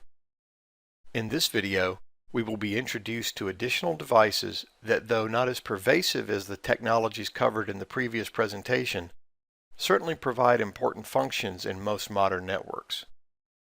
We will discuss multifunction devices, the role of router discovery protocols, take a look at diagnostic and detection devices, and finish up with a discussion on filtering strategies. A multifunction device would be any piece of hardware that is meant to perform more than one network task. In the previous video, we looked at several networking devices in their purest form, dedicated to a single function. But it is very common to find devices where two or more of these dedicated functions have been baked into a single device. A prime example of the multifunction device would be the SOHO Small Office Home Office router. Though we often refer to it by its most complex function, the typical SOHO router will work as a switch for internal traffic, a router for external traffic, a firewall for protection from the internet, and provide Dynamic Host Configuration Protocol (DHCP) services for the local subnet. The smaller a network environment, the more likely you will be to find multifunction devices in use rather than dedicated network appliances. The job of a router is to find the least cost route for your packets to get from network A to network B. Speed and reliability are characteristics necessary for a route to be considered low cost. Routers maintain routing tables, which are lists of paths to network destinations and the distances associated with each route. Distances are measured in cost or metric. The lower the number, the faster, more reliable, and therefore more preferred the route. Natively, a router would only know the subnets that it is directly connected to. So in order to learn routes to other networks, the router will exchange routing information with its neighbors. These exchanges occur via routing protocols. Some of the more common routing protocols are the Routing Information Protocol, or RIP. This distance vector protocol is easy to configure and works well in small environments. It does not scale well. RIP has a hop count limit of 15, meaning any network further than 15 hops away is considered unreachable, and transmits full routing table updates every 30 seconds. RIP v2 improves on RIP by providing additional addressing information for the routes in its table, next hop addressing, and introduces authentication to the environment. The hop count limit of 15 remains, so it is still for smaller environments. Interior Gateway Routing Protocol, IGRP, is a Cisco protocol designed to be an improvement over RIP. It is not hampered by the maximum hop count of 15 and can be used in larger networks. Enhanced Interior Gateway Routing Protocol, EIGRP, a Cisco proprietary routing protocol designed to further the improvements introduced in IGRP. EIGRP makes routing decisions based not just on hop count, but also on link state, that being speed and reliability. There are a number of network technologies that can provide diagnostic as well as detective capabilities. A sniffer is a device or application that monitors communication on a wired or wireless network. A sniffer will capture packets so that the most minute details of the communication can be examined. A spam filter is software that will analyze and subsequently reject suspicious emails. Emails are filtered based upon source, known spam propagators are blocked, as well as text strings that would indicate that the email is dubious in nature. A protocol analyzer is software that will sniff packets, seeking to diagnose content and/or intent. Filters can be applied to limit the packet captures to specific types of traffic, such as authentication sequences. Intrusion Detection System. An IDS is a system that scans and monitors your network infrastructure, looking for signature patterns that would indicate an attack. IDS software can analyze data and alert administrators to potential issues. A Network Intrusion Detection System, or NIDS, primarily uses passive hardware sensors to monitor traffic. Traffic that is deemed to be abnormal or out of scope will trigger an administrative alert. An Intrusion Prevention System, or IPS, is inline prevention control that monitors suspicious activity and responds in real time to block it. An IPS differs from an IDS in that it is preventative and not merely detective.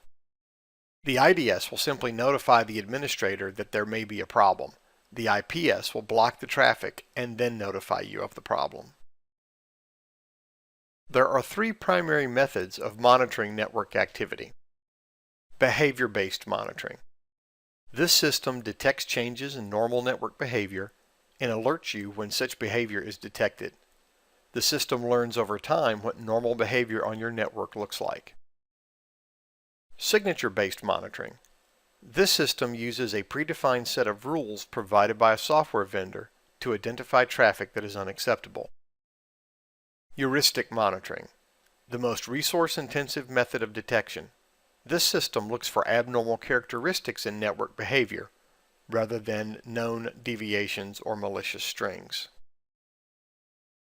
Remote access is an absolute necessity in most of today's networks. There are times when the data housed in the network is so sensitive that external access is an unacceptable risk, but this is the exception rather than the rule.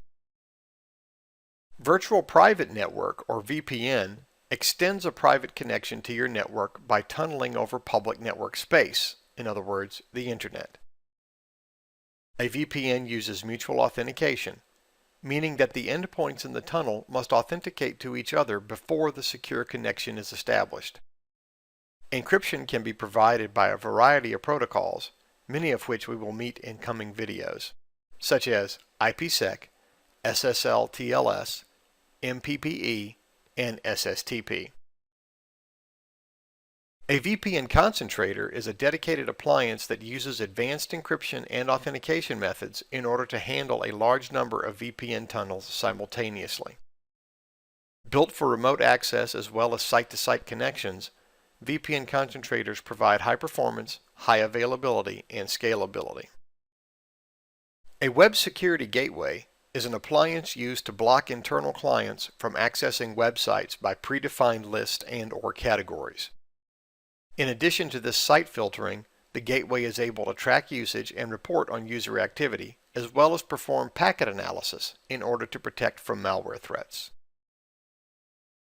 No matter what the device, firewalls, web security gateways, spam filters, etc., or what we are protecting our networks from, malicious traffic, inappropriate websites, unwanted emails, we start with a filtering strategy. There are two basic strategies: blacklisting and whitelisting. Blacklisting is optimistic filtering. Using a blacklist means that all traffic is allowed. Then disallowed traffic is explicitly defined. Whitelisting is pessimistic filtering. Using a whitelist means that all traffic is denied. Then allowed traffic is explicitly defined. Generally speaking, pessimistic filtering would be the most secure, but this is the source of frequent debate and will vary from situation to situation. In this video, we discussed multifunction devices, the role of router discovery protocols, took a look at diagnostic and detection devices, and finished up with a discussion on filtering strategies. In the next video, we will continue the network security section with a look at network protocols, Part 1.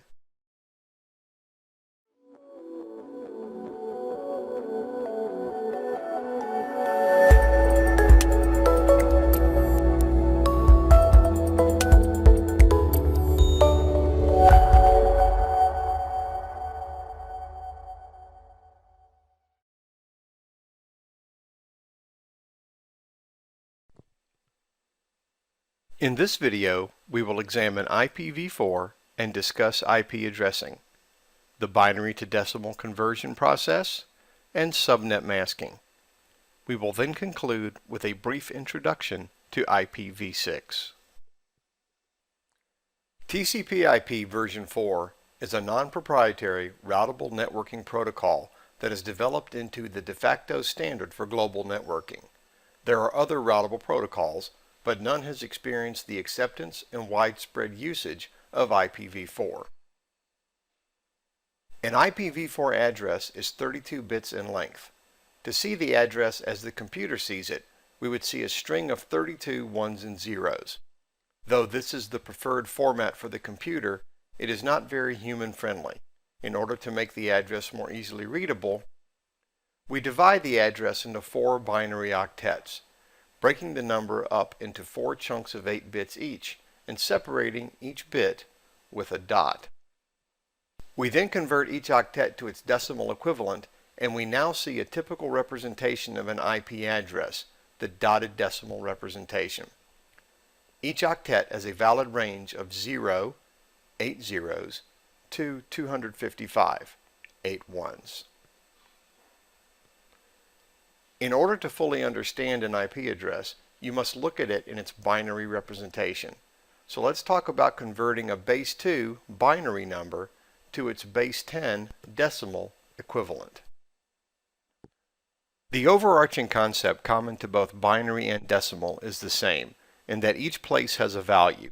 In decimal, we have ones place, tens place, hundreds place, and so on. We can add digits to represent larger and larger numbers, and will typically begin our enumeration with the first place in use to represent that number. For example, the number 217 is 2 in the 100s place, 1 in the tens place, and 7 in the ones place. We don't bother to enumerate the thousandth place since we don't need it. And the importance of place value is illustrated in that if we need to represent the number 207, we have to list the 0 in the tens place as a placeholder since that place has value. The same concepts hold true in binary. Each place has a value, and we can add places or bits to represent larger and larger numbers.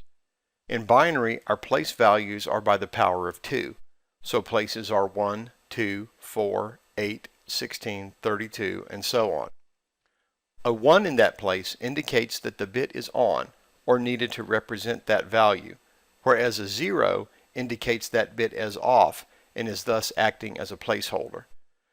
So the decimal number 217 is binary number 11011001. In other words, 128 plus 64 plus 16 plus 8 plus 1 equals 217. The front portion of an IP address indicates the network. The back portion indicates the host on the network. The dividing line between the two will vary from one network to the next. The location of that dividing line is indicated by the subnet mask. In order to fully grasp the role and characteristics of the subnet mask, this number must also be seen in its binary representation. A subnet mask will consist of a string of 1s followed by a string of 0s. There is no commingling of the 1s and 0s. It is all 1s followed by all 0s, period. Therefore, the only valid values in an octet of a subnet mask are 128, 192, 224, 240, 248, 252, 254, and 255.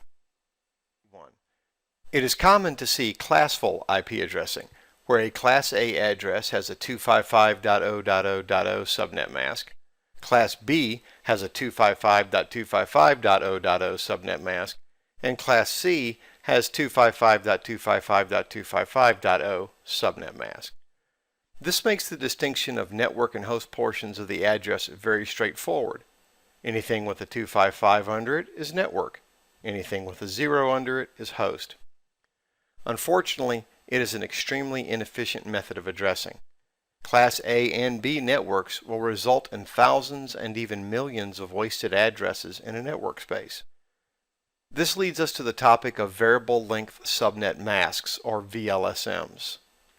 In a VLSM presentation, the split occurs within an octet rather than between octets. This can make the distinction of different subnets a little less obvious, but it is much more efficient. To see the role of the subnet mask, convert the IP address to binary, then convert the subnet mask to binary, and place the mask beneath the address. The portion of the address with 1s beneath it is the network portion, and the portion with 0s beneath it is the host portion. You may be called upon to look at two IP addresses and determine if these two hosts are in the same network or in different networks. This is why it is important to convert the IP address and subnet mask to binary and see, at the bit level, the line of demarcation between network and host ID. If there is any variation at all in the network portion of the addresses, then it is a different network, and those two machines must go through a router in order to communicate. There are two inherent weaknesses to IPv4. First is the issue of inefficient allocation of addresses, which is for the most part addressed by the VLSMs that we just discussed. The second issue is the limited number of addresses available. Being a 32-bit address, there are only 4.3 billion addresses available. Hardly seen as a limitation in 1981 when IPv4 was standardized by the Internet Engineering Task Force in RFC 791, network usage has grown to a scale unimaginable in the early 80s, and there are simply not enough addresses. There are techniques such as network address translation, or NAT, and standards such as private network ranges that are delaying the inevitable, but the IPv4 address space will be exhausted, and sooner rather than later. The answer to this address exhaustion is IPv6. We will not get into IPv6 in any great detail, but it does warrant a brief introduction. IPv6 is a 128-bit address space. This is an address space of 3.403 times 10 to the 38th, a number that's a little tough to wrap our heads around. So how about this? Anecdotally, it is large enough to assign an address to every grain of sand on every beach on the planet 10 million trillion times. An IPv6 address is 8 groups of 4 hexadecimal digits. IPv6 is not compatible with IPv4, so its adoption has thus far been rather narrow. There are techniques for making the two protocols coexist, but these are to be temporary measures at best. Full adoption of IPv6 is still quite a way off and will require conversion and replacement of IP routers to fully support IPv6. In this video, we examined IPv4 and discussed IP addressing, the binary to decimal conversion process, and subnet masking. We then concluded with a brief introduction to IPv6. In our next video, we will continue our look at network security with Network Protocols Part 2.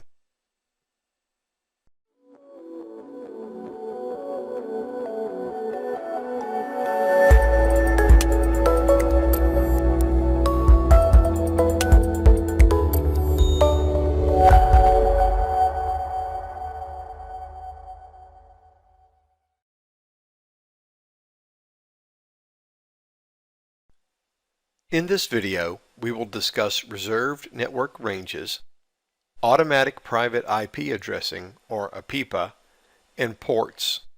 This video will conclude with a look at several common protocols and their usage. There are 4 network ranges that are reserved for private addressing, meaning that addresses in these spaces will not route on the public networking space. This provides a layer of security by separating our internal spaces from being directly accessible from the public internet. Internal addresses access public addresses through Network Address Translation, or NAT, which translates requests from your internal network to the internet, and then translates the internet reply into a private address for the response.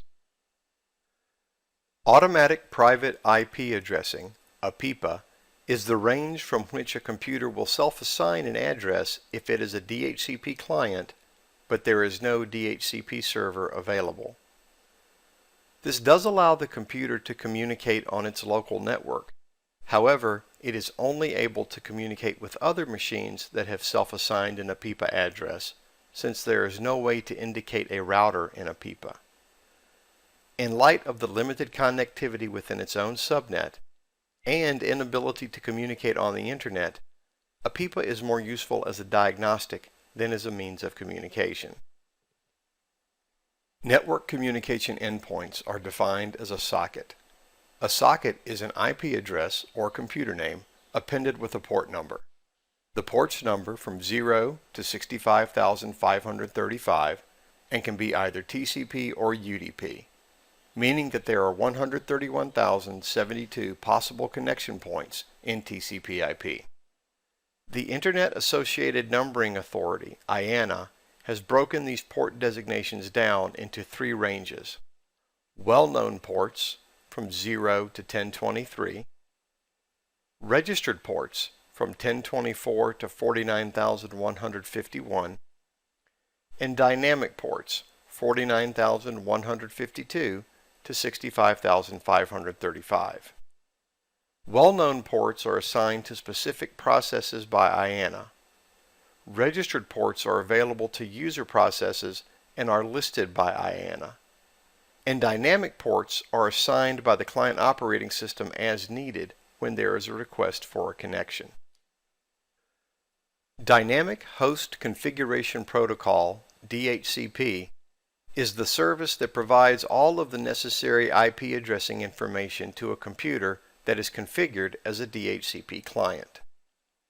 Automating IP addressing by using DHCP eliminates the need to manually configure the IP information, such as address, subnet mask, default gateway, DNS servers, etc.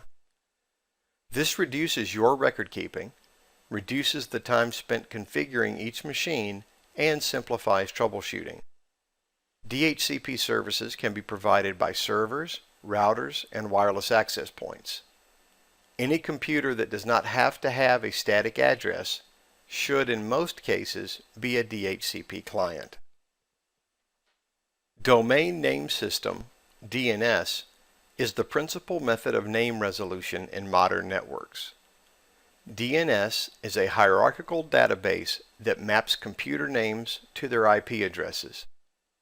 DNS servers store, maintain, and replicate their data with other DNS servers, as well as respond to DNS client requests for name resolution. The hierarchical structure of DNS means that no one entity is responsible for resolving namespace. Everyone is responsible for their own namespace. There are 13 DNS servers at the root of the Internet that serve as a starting point for name resolution requests, which are then referred to the next level and so on until the target network's DNS server is reached. DNS uses UDP port 53 for name resolution traffic and TCP port 53 for zone replication traffic. Hypertext Transfer Protocol, HTTP, is the protocol that allows browsers to communicate with web servers. It is responsible for transferring data from the web server, then passing it off to the browser where it is formatted and then presented to the user. HTTP also defines what actions web servers will perform in response to requests received from the client's browser. HTTP traffic takes place over TCP port 80. Secure Sockets Layer, SSL, is the protocol that uses PKI, public key infrastructure certificates, to encrypt the data transmitted between the web server and the client browser. The certificate verifies the identity of the endpoints in the connection and then supplies an encryption key to protect the confidentiality of the data. SSL can be used to protect various types of traffic, but it is typically thought of as protecting browser traffic. 1.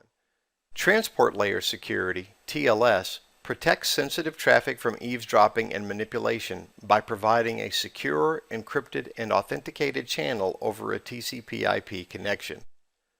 TLS uses certificates and PKI just like SSL. TLS port assignments will vary based upon what type of communication it is protecting. TLS begins with an unsecured hello, then switches to secured communication after a successful handshake between the server and the client, where SSL connections begin with a secure exchange.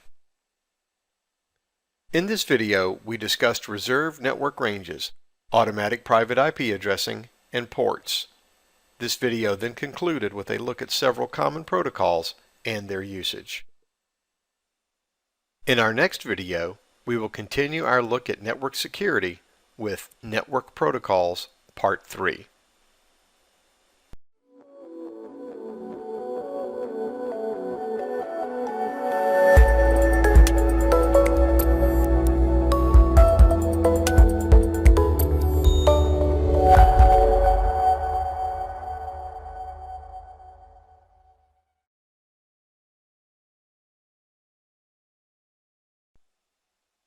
In this video, we will examine several common protocols and their usage, including HTTPS, SSH, Telnet, and others, in addition to various file transfer protocols. Hypertext Transfer Protocol Secure, HTTPS, is a secure version of HTTP that provides an encrypted and authenticated connection between the client's web browser and the web server. HTTPS uses SSL to encrypt data.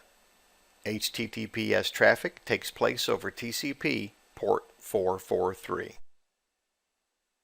Secure Shell, SSH, is used for secure remote login and secure transfer of data. It is common for SSH clients to use login terminal emulation software to open secure terminal access sessions on remote servers. To ensure a secure connection, the entire SSH session, including the authentication process, is encrypted using a variety of encryption protocols.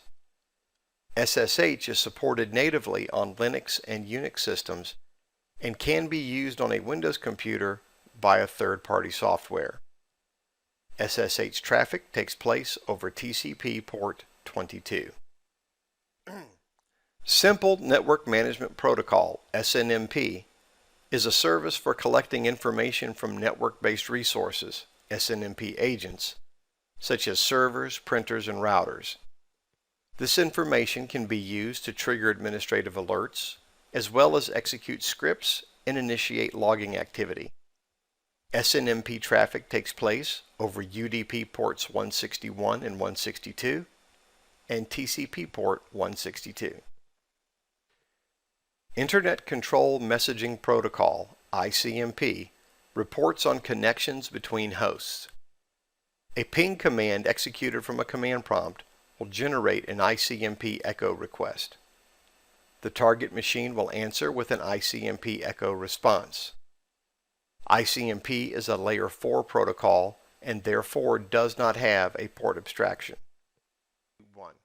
Internet Protocol Security, IPsec, is a non-proprietary standard that secures data as it travels across public networking spaces.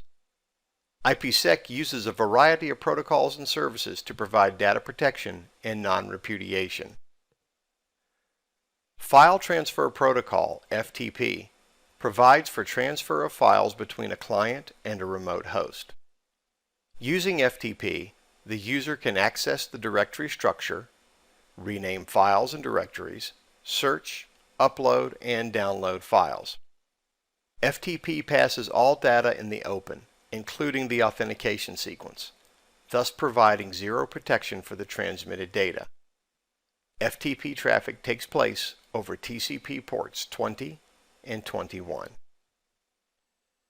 Secure File Transfer Protocol, SFTP, is also known as FTP SSL, combines FTP transfers with TLS or SSL to provide encryption for the authentication process and data transfer. SFTP traffic takes place over TCP port 22 due to its use of SSH. Secure Copy Protocol, SCP, uses SSH to transfer data between two hosts. SCP traffic also uses TCP port 22 due to its use of SSH. Trivial File Transfer Protocol, TFTP, provides for data transfer between hosts and is connectionless oriented.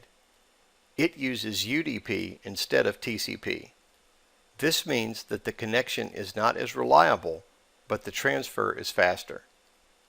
TFTP is often used in a dedicated connection between two machines where there is no issue with data collisions, such as connecting from a PC to a Cisco router to copy configuration files. TFTP traffic takes place over UDP port 69. 1. Telnet is a terminal emulation program that provides a command line interface into the target machine. It passes all of its data and the authentication sequences in plain text. Telnet traffic takes place over TCP port 23.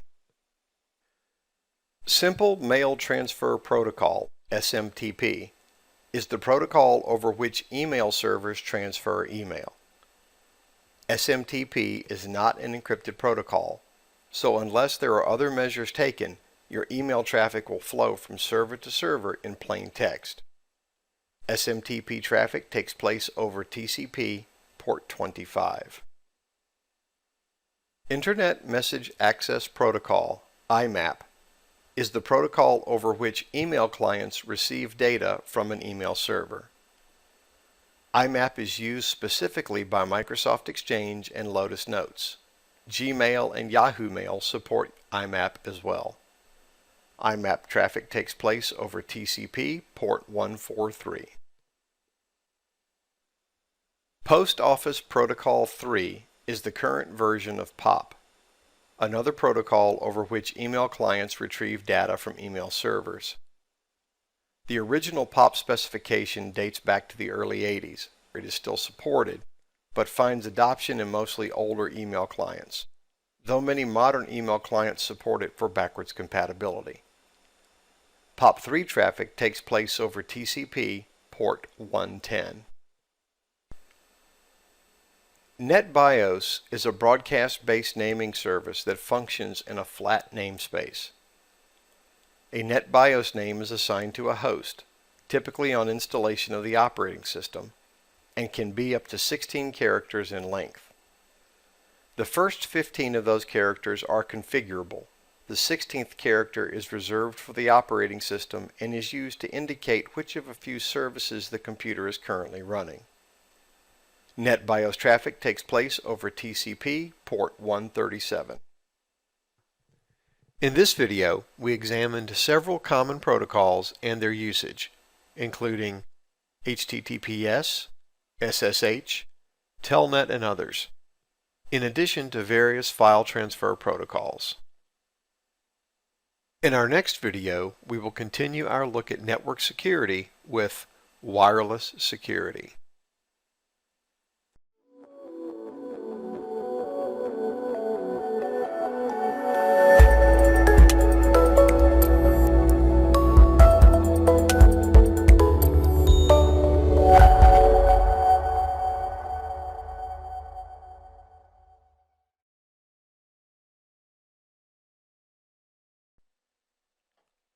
In this video, we will examine the standards for wireless communication. We will also discuss wireless security protocols and various methods for securing your wireless network. We will conclude with some best practices for wireless security. 802.11 is a set of standards for implementing wireless networks as set forth by the Institute of Electrical and Electronics Engineers, the IEEE. Each standard will have different strengths and weaknesses.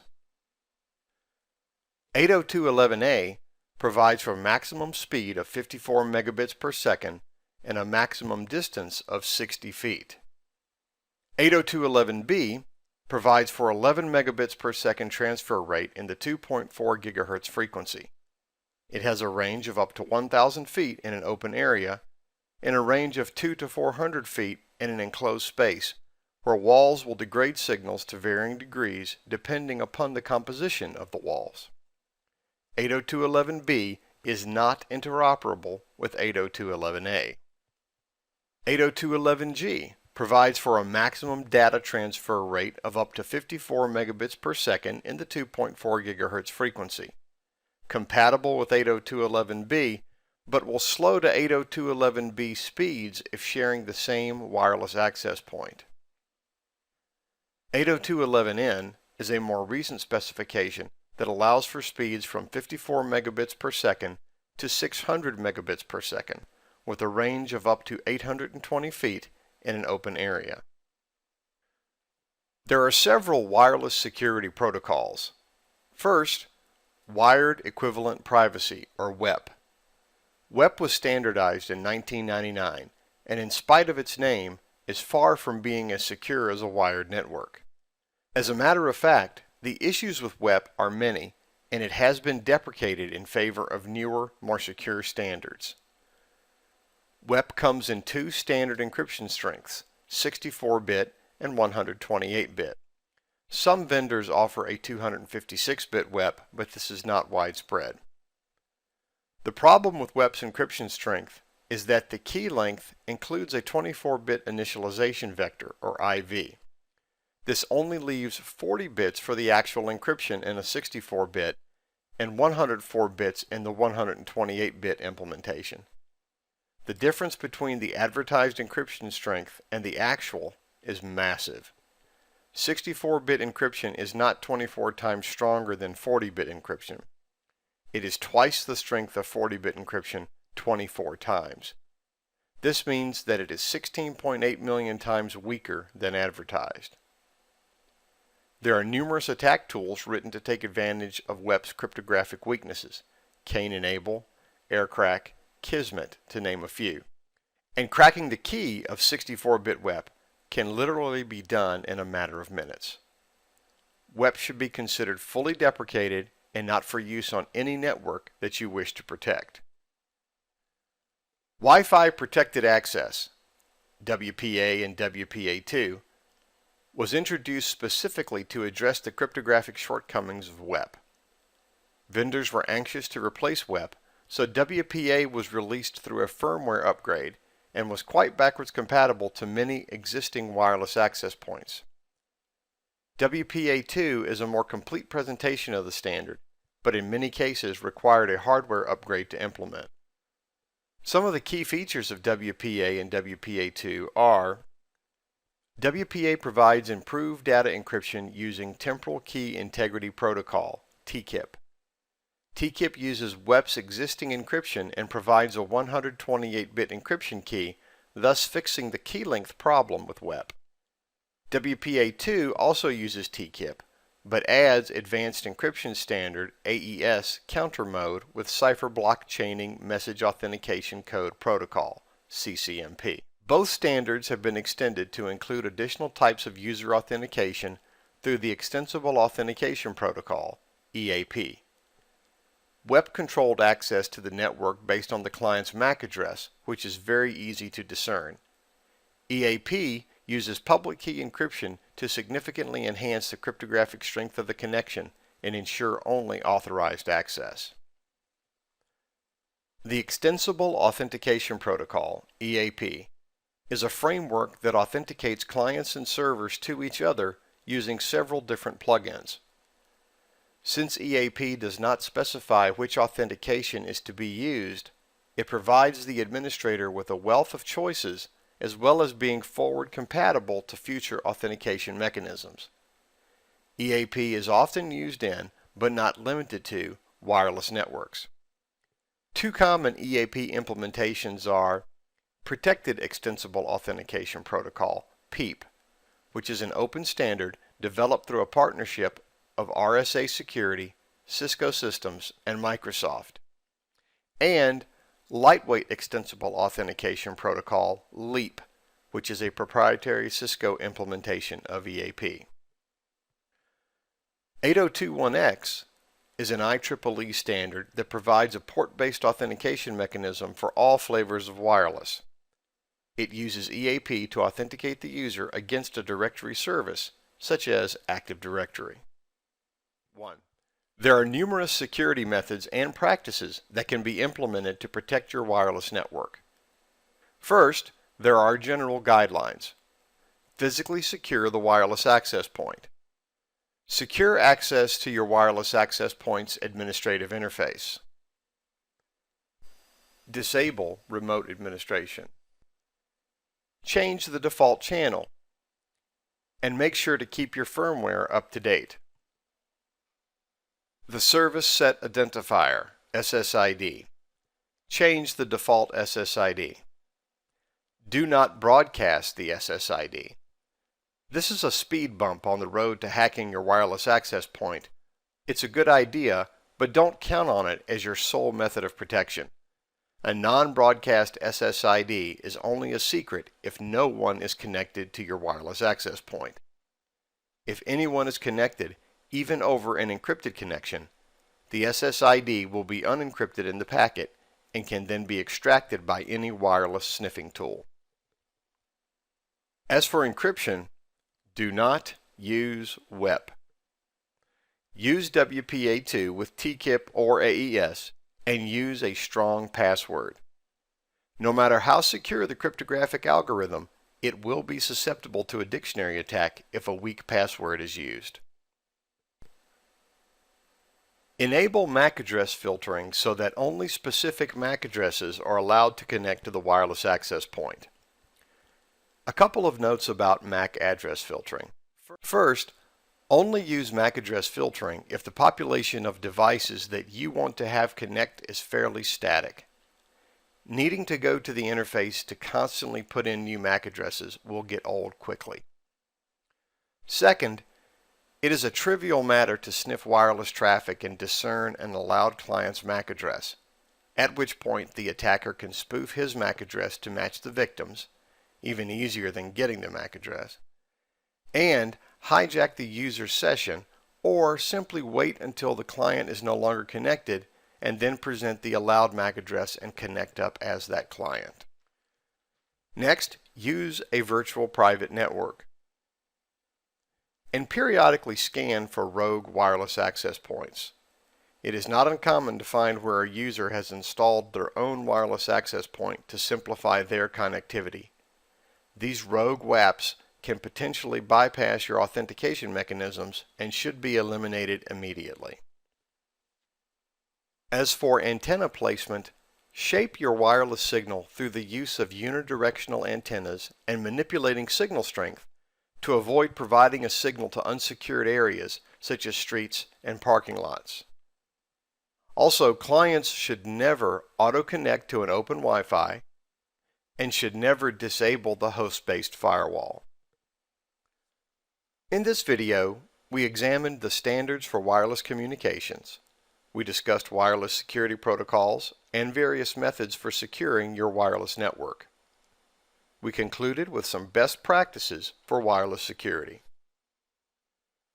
In our next video, we will continue our look at network security with network design elements.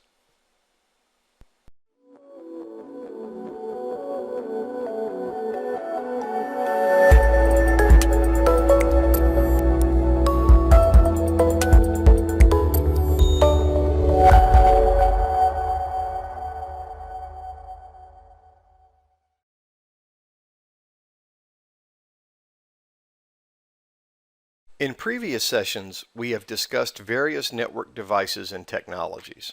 In this video, we will examine the design elements and components in our networks. In this video, we will discuss network access control as implemented with DMZs, VLANs, NAT, etc. We will also look at the more recent phenomena of virtualization and cloud computing. Network access control, or NAC, is the term used to describe the collection of protocols, policies, and hardware that control access of network interconnections. NAC provides a layer of security that monitors systems to maintain compliance and allows or quarantines updates to meet corporate policy standards. A NAC is made up of three main elements: authentication methods, endpoint vulnerability assessment, and network security enforcement. A demilitarized zone, or DMZ, is a segregated section of a private network that is placed between two firewalls and then made available to public traffic.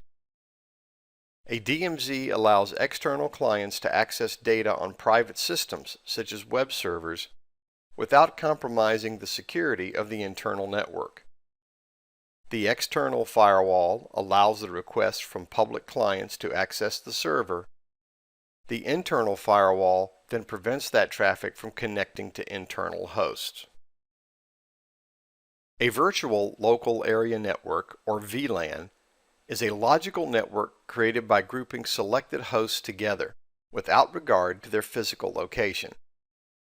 A VLAN uses a switch or router to control these groups of hosts by assigning ports to different VLANs. A properly configured VLAN will enhance network security by segmenting the group of hosts within the greater physical network.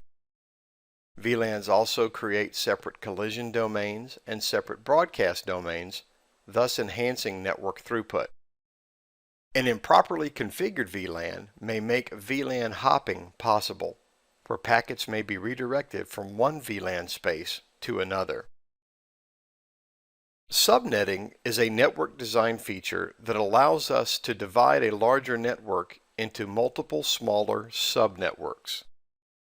As discussed in the IPv4 video, each host will receive an IP address and a subnet mask. The IP address identifies both the network and the host in a 32-bit address. The subnet mask defines where in that address the split occurs between the two IDs.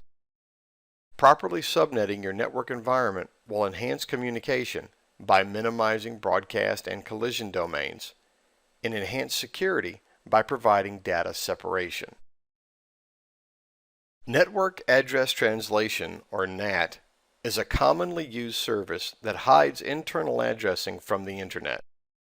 A router is configured with a public address on its external-facing interface and a private, non-routable address on its internal interface. The NAT service translates communication between the two separate network spaces. Requests from the internal network are translated to the external network and then sent to the target. Responses from the Internet are received by the router, translated to the internal network space, and forwarded to the client that made the original request. All requests from internal space behind this router will show the router's external interface as the source address, making disambiguation of the originating host impossible. Telephony provides voice communication over digital networks, and in many cases, the same networks will carry both voice and data communication. Common components of telephony would be voice over IP, or VoIP, implementations, where voice traffic is carried over an IP network, private branch exchange implementations, and computer telephony integration, CTI, where telephone, email, web, and computing infrastructures are all integrated together. The advent of virtualization has had a tremendous impact on today's data center. Virtualization places a layer of software, Microsoft calls it the hypervisor, between the hardware and the operating system. This allows us to install multiple operating system instances on the same hardware, and each is unaware that it is sharing a hardware platform.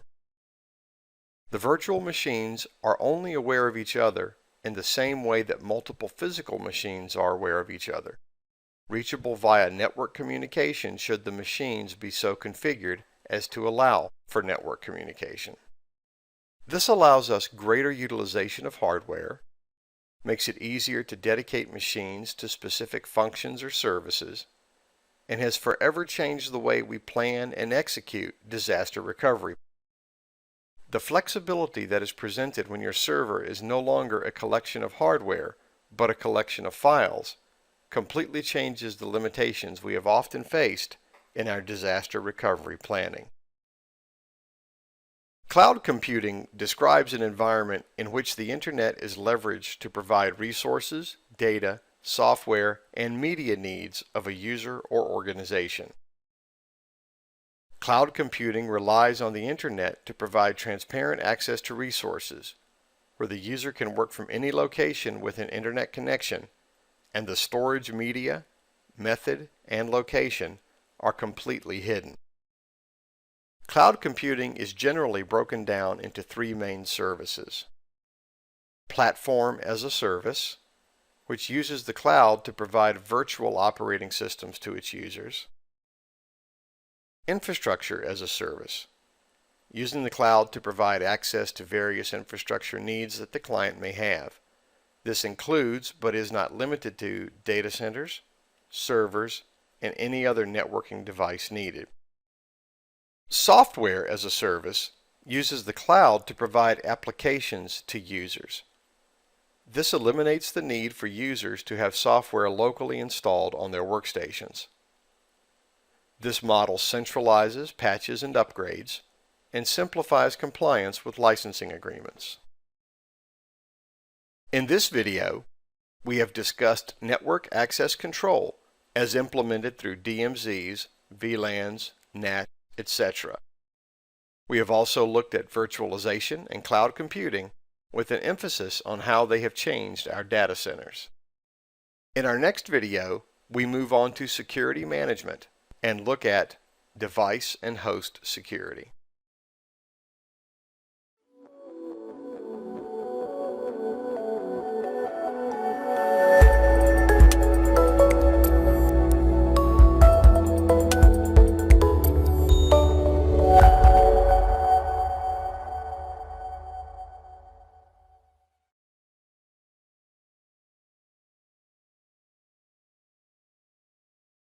In this video, we will examine the general principles and practices needed to make sure that the devices and hosts that are connected to our networks are secure. We will discuss the concept of hardening.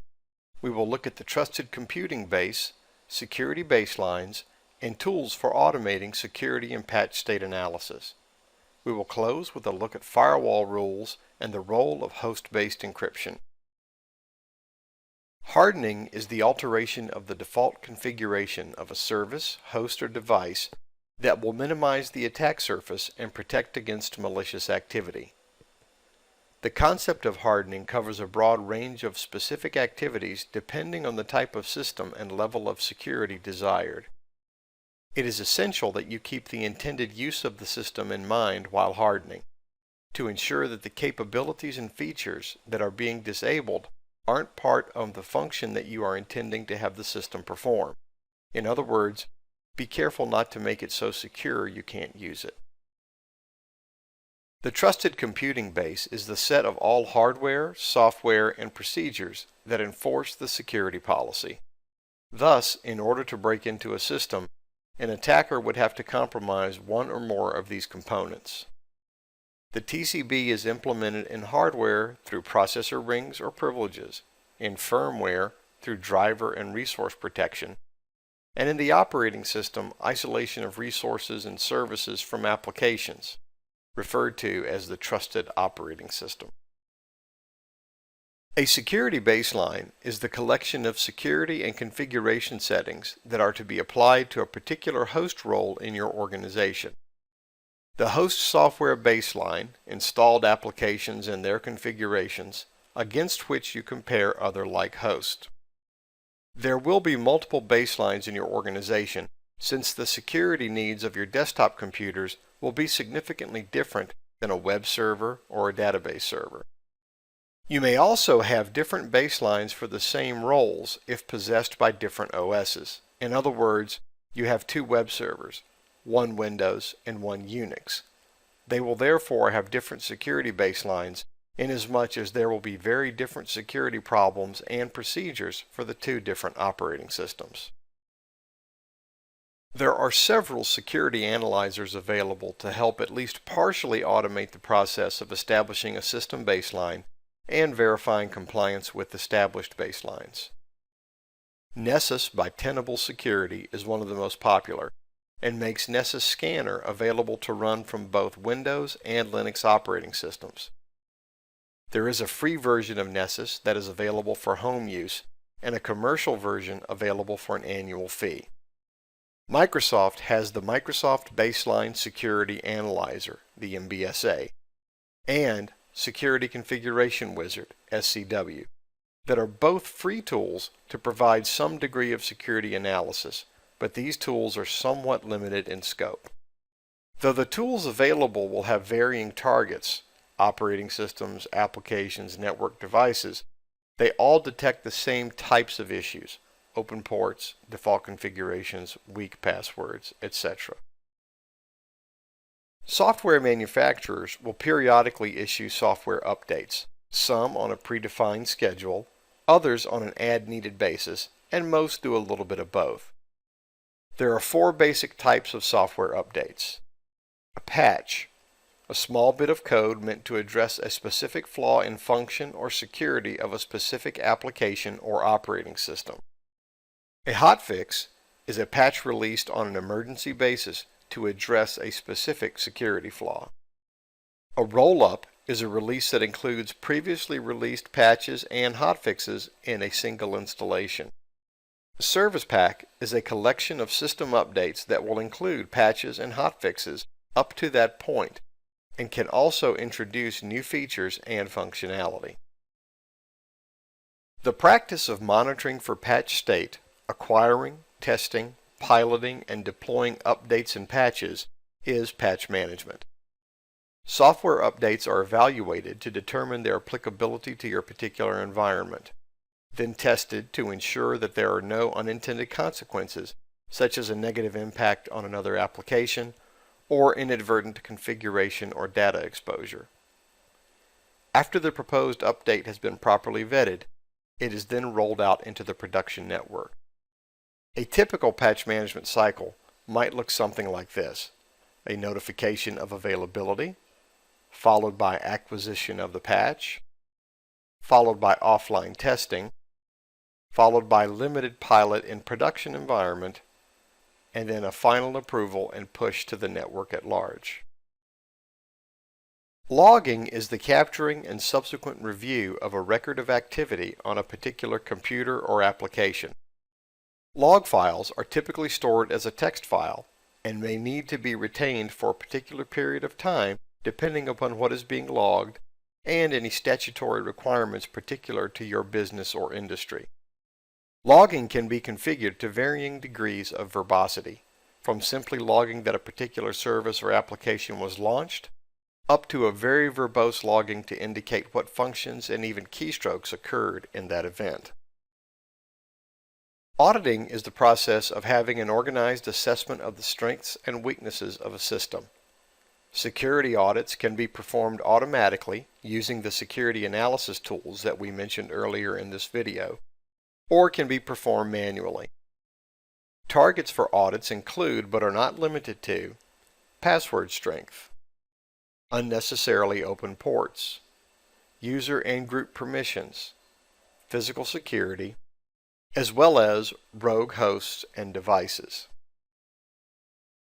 Protecting your networks from malware is an essential part of host security. Watch the malware video in this series for a more comprehensive review of the different types of malware that we must protect against. Tools to assist us in our efforts to protect our networks include antivirus software, pop-up blockers, anti-spam filters, and host-based firewalls.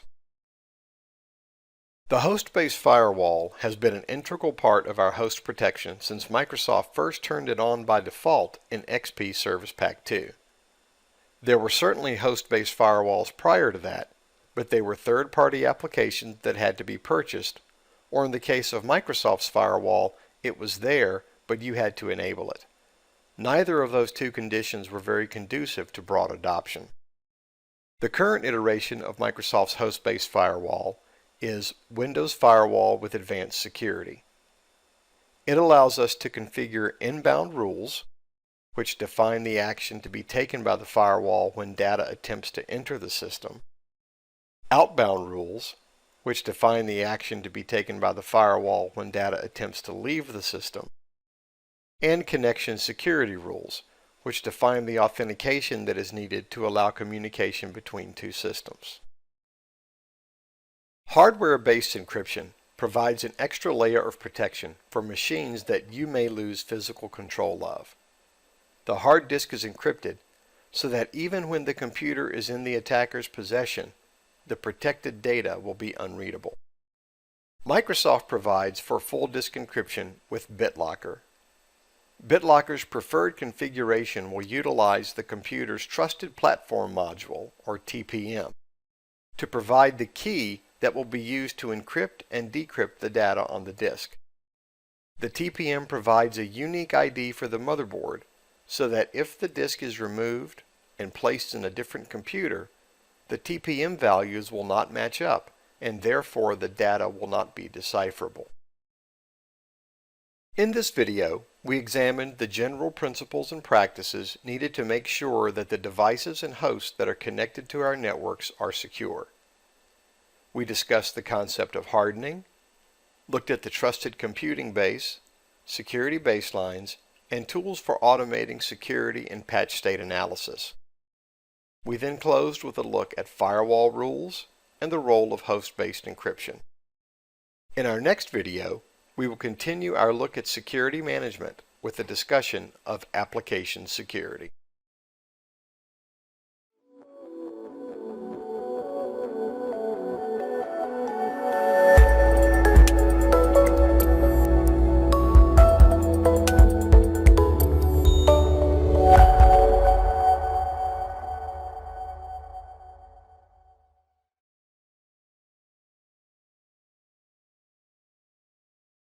In this video, we will examine application security by enumerating application security methods, discussing the role of input validation, and establishing some guidelines for error messages.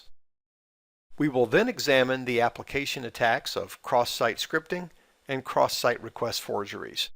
We will close with a look at securing the web browser. A configuration baseline is comprised of minimum security requirements for a specific application. When a security baseline is articulated in the design phase of an application, then security is an integral part of the app rather than a last-minute addition. In patch management, we maintain an effective strategy to ensure that new vulnerabilities are mitigated as quickly and as safely as possible, subsequent to testing and piloting within the organization.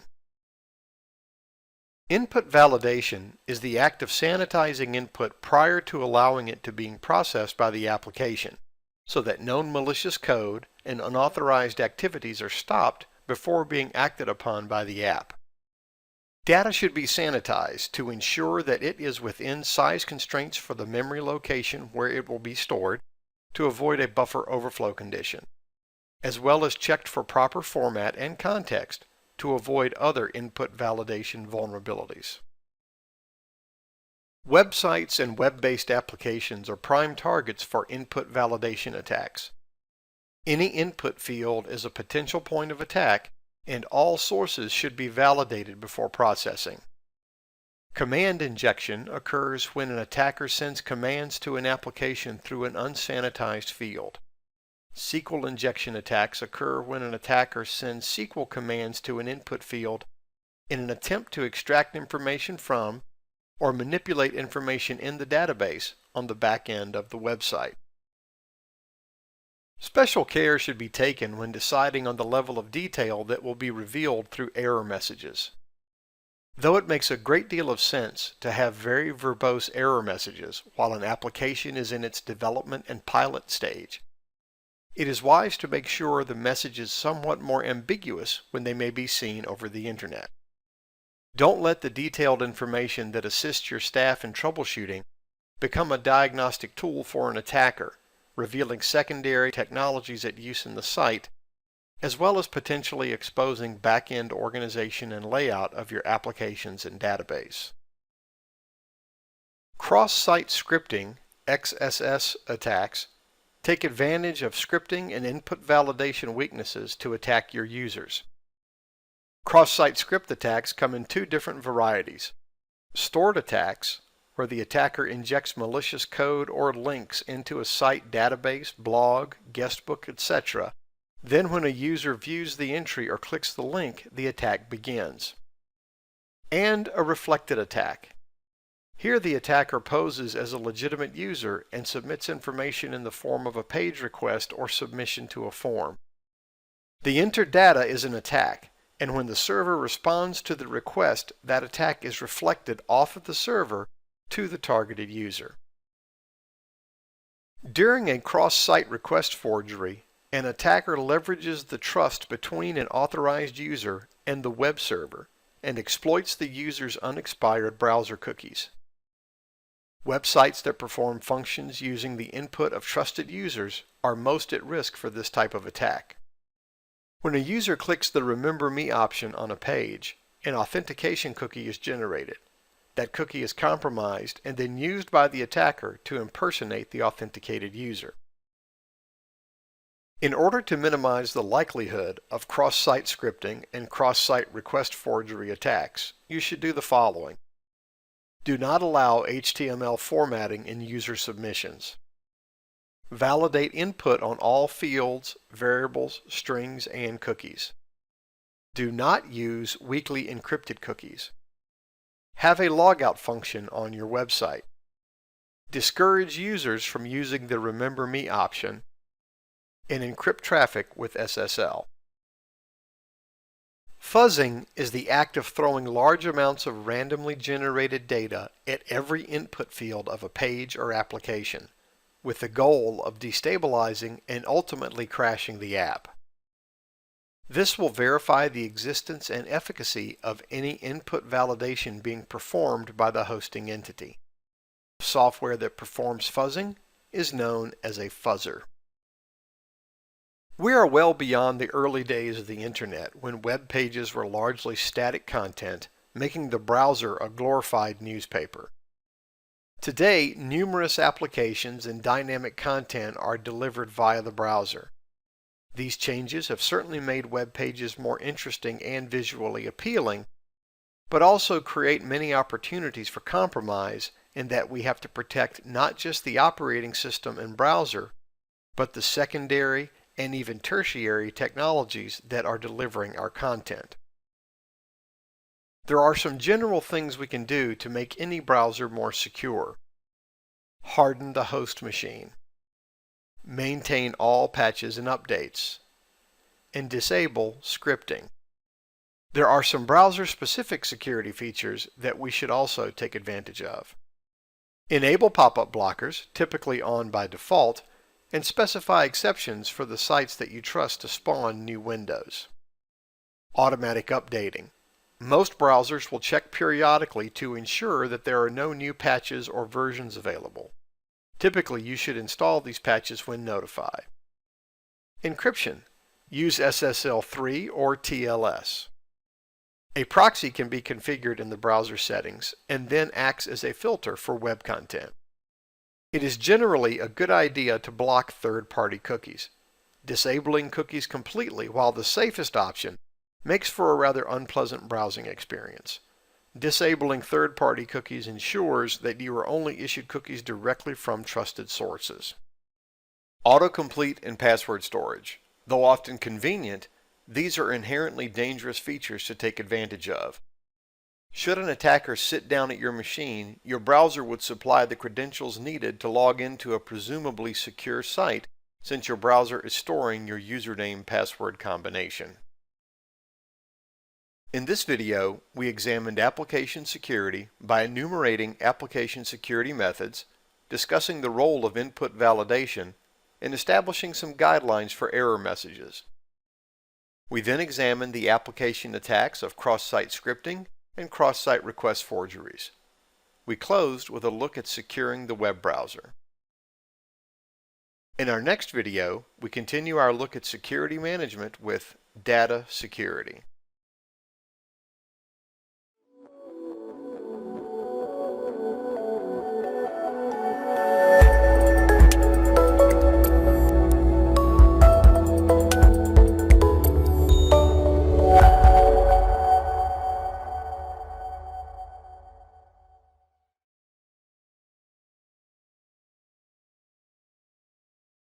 In this video, we will define data security and data security vulnerabilities. We will discuss data encryption techniques and mobile device security, then close with hardware-based encryption. Data security is the sum of all controls in place to keep your organization's data in a state of well-being, as summed up in the CIA triad of confidentiality, integrity, and availability. The decentralized nature of our data storage today is reflected in the many mobile technologies that have become part of our everyday computing, such as smartphones, tablets, cloud-based solutions, etc. These technologies certainly allow us to work in more places and more efficiently, but also present an inherent danger when it comes to safeguarding our data. Data security vulnerabilities are increased with the use of cloud-based technologies, which remove physical constraints from data access, as well as blur the lines between home environment and work, which can make our users less diligent in protecting from data leakage. Data leakage can occur when someone walks away from a workstation without locking the desktop, or leaves the browser up in an authenticated session, or leaves a mobile device unattended. Any of these scenarios can lead to exposure of sensitive information. There are several levels at which data can be encrypted, so that even if the user loses physical control of the data, there is a logical control in place to prevent data exposure. Full disk encryption encrypts an entire disk drive and its contents, rendering the data unreadable without the correct key for decryption. There are several solutions available. Microsoft provides full disk encryption through BitLocker, and TrueCrypt is an open source option that has been available for years and has enjoyed wide adoption. File encryption allows us to encrypt individual files and folders on an unencrypted volume. Microsoft has EFS, the encryption file system, built into the NTFS file system to provide just this level of protection. Removable media encryption is especially important when you consider how small, portable, and widespread removable media has become. Removable media encryption is available through Microsoft's BitLocker To Go and TrueCrypt as well. Email encryption is used to protect email and attachments from unauthorized users. Tools that provide email protection include Secure Multipurpose Internet Mail Extensions, SMIME, GNU Privacy Guard, GPG, and Pretty Good Privacy, PGP. Mobile devices are becoming more plentiful and powerful every year. Mobile devices would include iPhones, Android phones, BlackBerry devices, and Windows phones, as well as Wi-Fi enabled devices such as iPads, Android tablets, Kindles, and Nooks, to name a few. Due to the significant amount of computing power and storage that is packed into a modern mobile device, it is susceptible to the same dangers that threaten our PCs, such as malware, spam, and unauthorized access. But add to that its small form factor, the potential for Bluetooth attacks, and text messages weaponized with malicious links, and you have devices that are more complicated to protect than our desktops and laptops.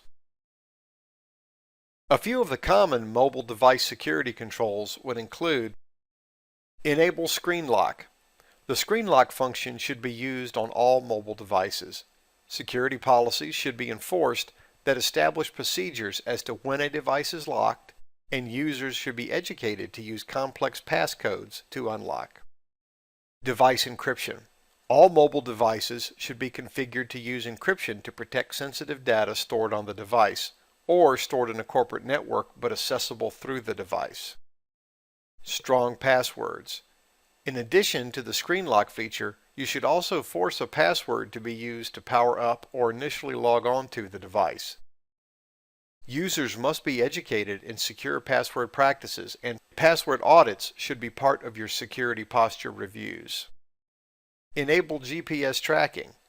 Most mobile devices have a GPS tracking feature to enable or access via an application. This feature will report the physical location of the device in a web page so that it can be located if lost, and the proper authorities can be notified if stolen. Apple's Find My iPhone app is an example of this type of protection. Remote wipe ability. Data wiping will remove any sensitive information from a mobile device and permanently delete it. Data wipes can be typically initiated in one of two ways. Remotely, when the device is located and the data is determined to be in danger, a remote wipe command can be sent to the device. Also, failed logons can trigger a data wipe. A threshold can be set to trigger an automatic data wipe after a predefined number of consecutive bad logon attempts. In hardware-based encryption devices, encryption, decryption, and access control are enforced by a cryptographic module referred to as a hardware security module, or HSM. Hardware-based encryption devices do not allow the execution of any external programs which attempt to either reset counters or access their memory. The lockdown, in the event of unauthenticated use, can be configured to destroy the stored data as well as the encryption keys stored on the device based on the security level enforced in the HSM. Hardware encryption devices prevent storage mapping from drive to file system until the user authenticates, prevent attackers from copying from the drive without the presence of the HSM, provide security controls that are self-governing and not operating system dependent, thereby protecting the drive from malware infecting the computer, and provide proof of encryption which will assure clients that even though physical hardware has been compromised, the data has not. Types of hardware encryption devices include Trusted Platform Module, or TPM. A TPM generates cryptographic keys that are used to authenticate hardware for the purposes of disk encryption, digital rights management, or other cryptographic application. Hardware security modules, HSMs, can be attached to computers to provide a digital key, enhance cryptographic processes, and provide strong authentication services. Hard drives and USB drives, as mentioned earlier in this video, can also store entire volumes of encrypted data or simply hold the key that is needed to decrypt another volume. In this video, we define data security and data security vulnerabilities. We discussed data encryption techniques and mobile device security, then closed with hardware-based encryption. In our next video, we will begin our section on AAA, Authentication, Authorization, and Auditing, with a look at authentication.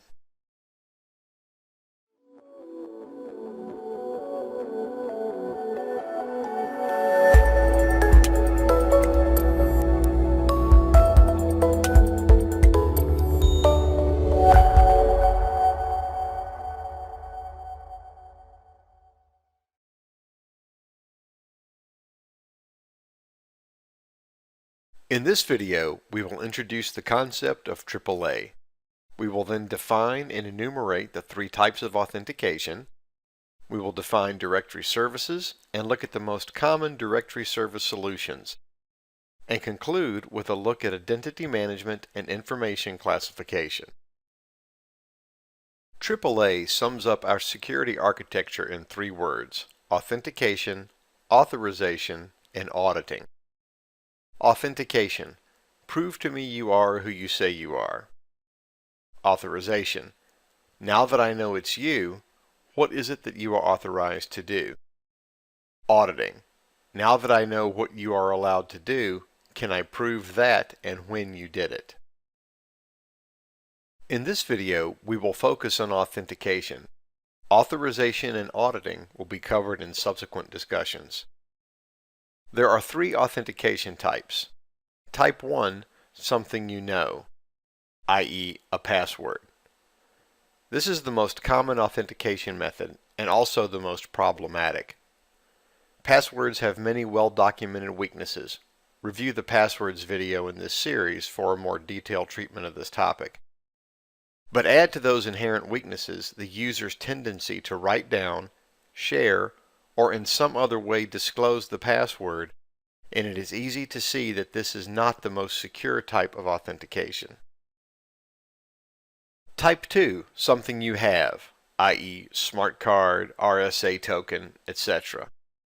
This adds a physical component to your security in that there is a tangible object that you must possess in order to authenticate. It eliminates the password weaknesses of inadvertent exposure, and if stolen, would certainly be notable by its absence. Type 3, something you are, i.e. biometrics. This makes you the physical something that you have.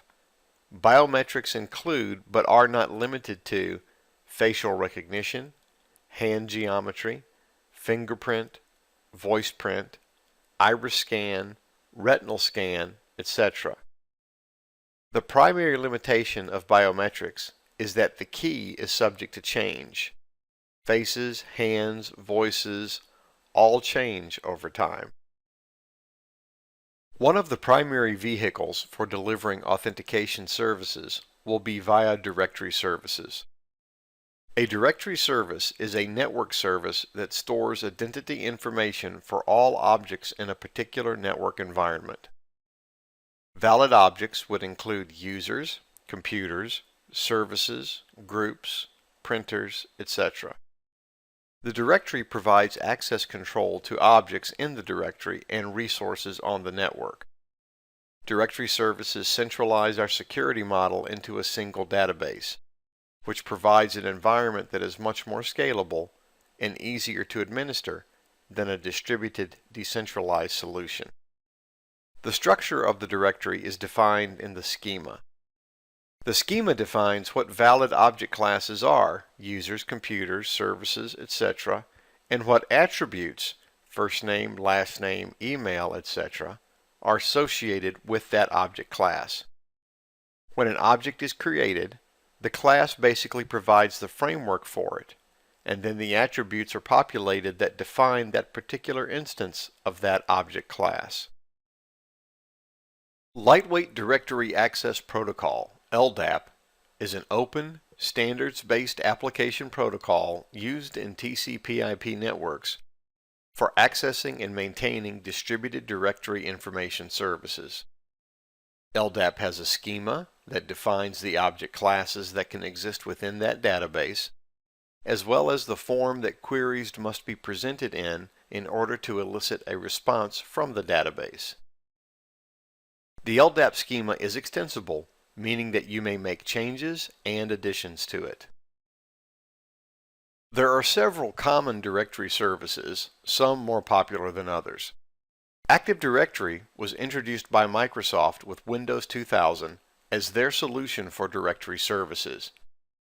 AD centralizes your resource management into a single multi-master database. This means that though there is only one database, it is stored in multiple writable locations. Active Directory has a schema that defines a single directory service database for your enterprise environment. Microsoft also has Active Directory Lightweight Directory Services, ADLDS, for when you need multiple instances of LDAP within your environment, and even multiple instances on the same computer. Sun Microsystems Directory Server is Sun's solution for directory services aimed at medium to large corporate environments. It is a free product, and Sun offers paid support contracts. OpenDS is an open source directory service that runs on Linux, Unix, Windows, and Mac. OpenDS is written in Java. OpenLDAP is a free, open source LDAP solution available for most operating systems. And Open Directory is Apple's implementation of OpenLDAP. There is a limited degree of interoperability between all of these directory services based on the fact that they are all LDAP implementations. Active Directory is far and away the most broadly adopted solution for directory services. Identity management summarizes our solutions used to identify individuals within a computer or network. Identities are created and populated with attributes that describe that object. Then access controls are applied that provide that object a predefined level of access to specific resources. One of the most coveted pieces of information that is stored in our databases is described as PII, Personally Identifiable Information. PII includes, but is not limited to, name, address, Social Security or government ID number, phone number, driver's license number. Information classification. To adequately protect data from inadvertent disclosure, data should be classified to indicate its level of sensitivity, and then apply controls commensurate with that defined level. Appropriate classification will depend upon the nature of the data and the method of storage. Data can be roughly classified as hard or soft. Hard data are concrete information such as facts and measurements. Soft data are organizational thoughts, ideas, and views. Some common classifications include corporate confidential. This is information that should not leave your organization. Personal and confidential is information of a personal nature that must be protected. Private information would include correspondence considered privileged. Trade secrets are corporate intellectual property, and client confidential information would include your client's PII as well as any sensitive corporate information that should be protected with a non-disclosure agreement. In this video, we introduced the concept of AAA. We then defined and enumerated the three types of authentication. We took a look at directory services and looked at the most common directory service solutions, and concluded with identity management and information classification. In our next video, we will continue our look at AAA with account management.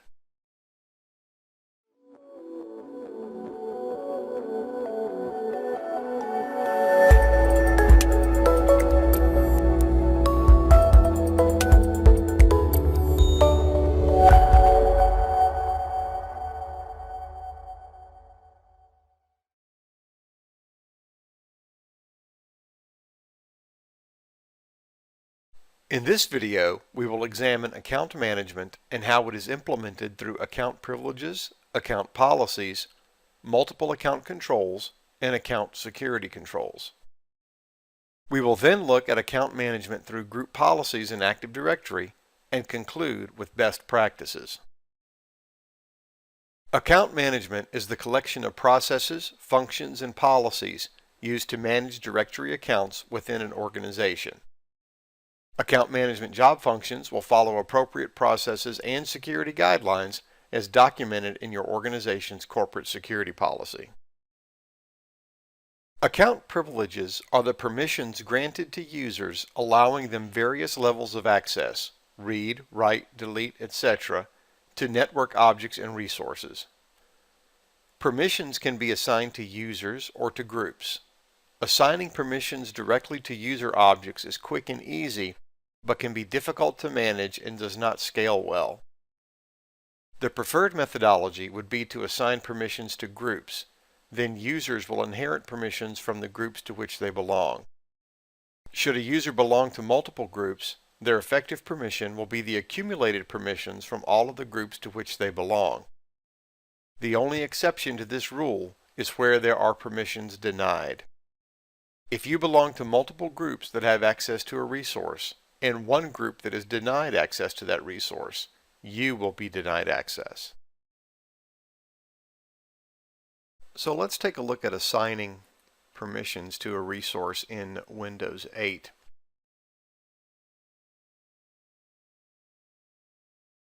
Here we'll go to the Demo Data folder and pull up the property sheet.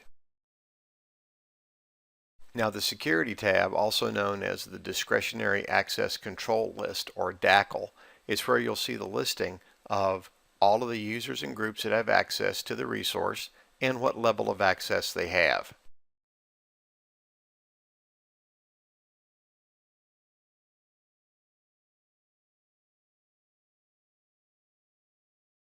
So now we'll take Demo User, and you can see here that we can apply permissions and that every permission has two states, allow and deny.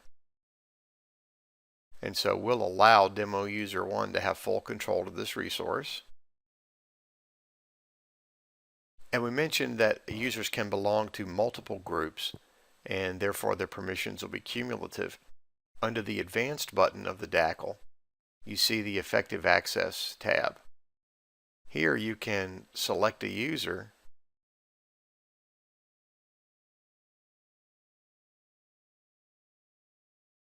and it will show you then what that user's effective access is to that particular resource. It is often necessary for single users to have and use multiple accounts.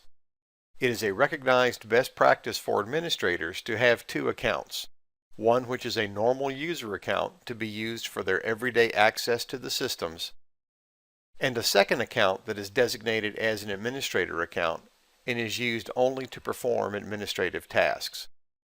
This account separation will enhance security in that if someone leaves their workstation unattended, anyone who sits at that computer is effectively that absent user to the network. So if the user is logged on with an administrative account, the passerby now has admin control. Workstations should be locked when unattended, but this separation adds protection should that not be the case. In order to maintain strict account management, the following controls should be in place. User IDs and passwords should be required to access all systems, should be unique with no shared accounts. Strong passwords should be required, meaning sufficiently complex and with a maximum enforced age. Password recovery procedures should be documented and enforced. Account access restrictions. The principle of least privilege should be applied to all objects. Least privilege means that users are given as little access as possible that still allows them to do their job. Multiple account guidelines. Document all accounts assigned to each user, including privileges, permissions, and data access rights assigned to each account. Verify proper use of least privilege. And have an account policy document. This document codifies an organization's requirements for creating, auditing, and removing user and group accounts. Group policies provide centralized account management for Active Directory environments. Group policy objects, GPOs, contain more than 3,000 settings that can be enforced on both user and computer objects. GPOs can be used to configure security settings such as password characteristics, limit access to control panel applets, and enforce Internet Explorer settings. GPOs can also enforce desktop wallpapers and map drives and printers. In this example, we will edit the default domain policy in Windows Server 2012 Active Directory to enforce minimum password requirements that will reflect our corporate password policy. Users who are members of our domain will then be constrained by these requirements when attempting to reset their passwords, as I will demonstrate.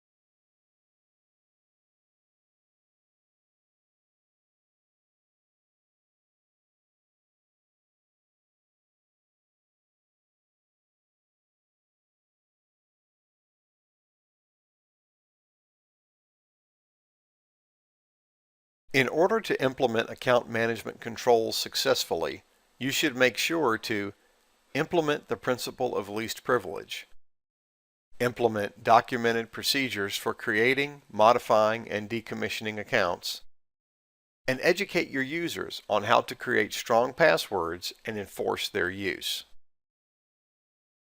In this video, we examined account management and how it is implemented through account privileges, account policies, multiple account controls, and account security controls. We then looked at account management through group policies in Active Directory and concluded with best practices.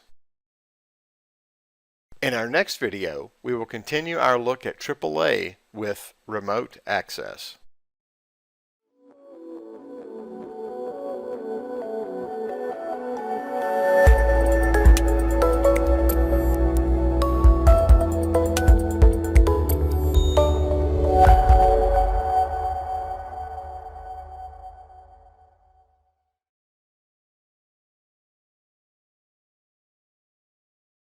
In this video, we will examine the role of remote access in today's networks.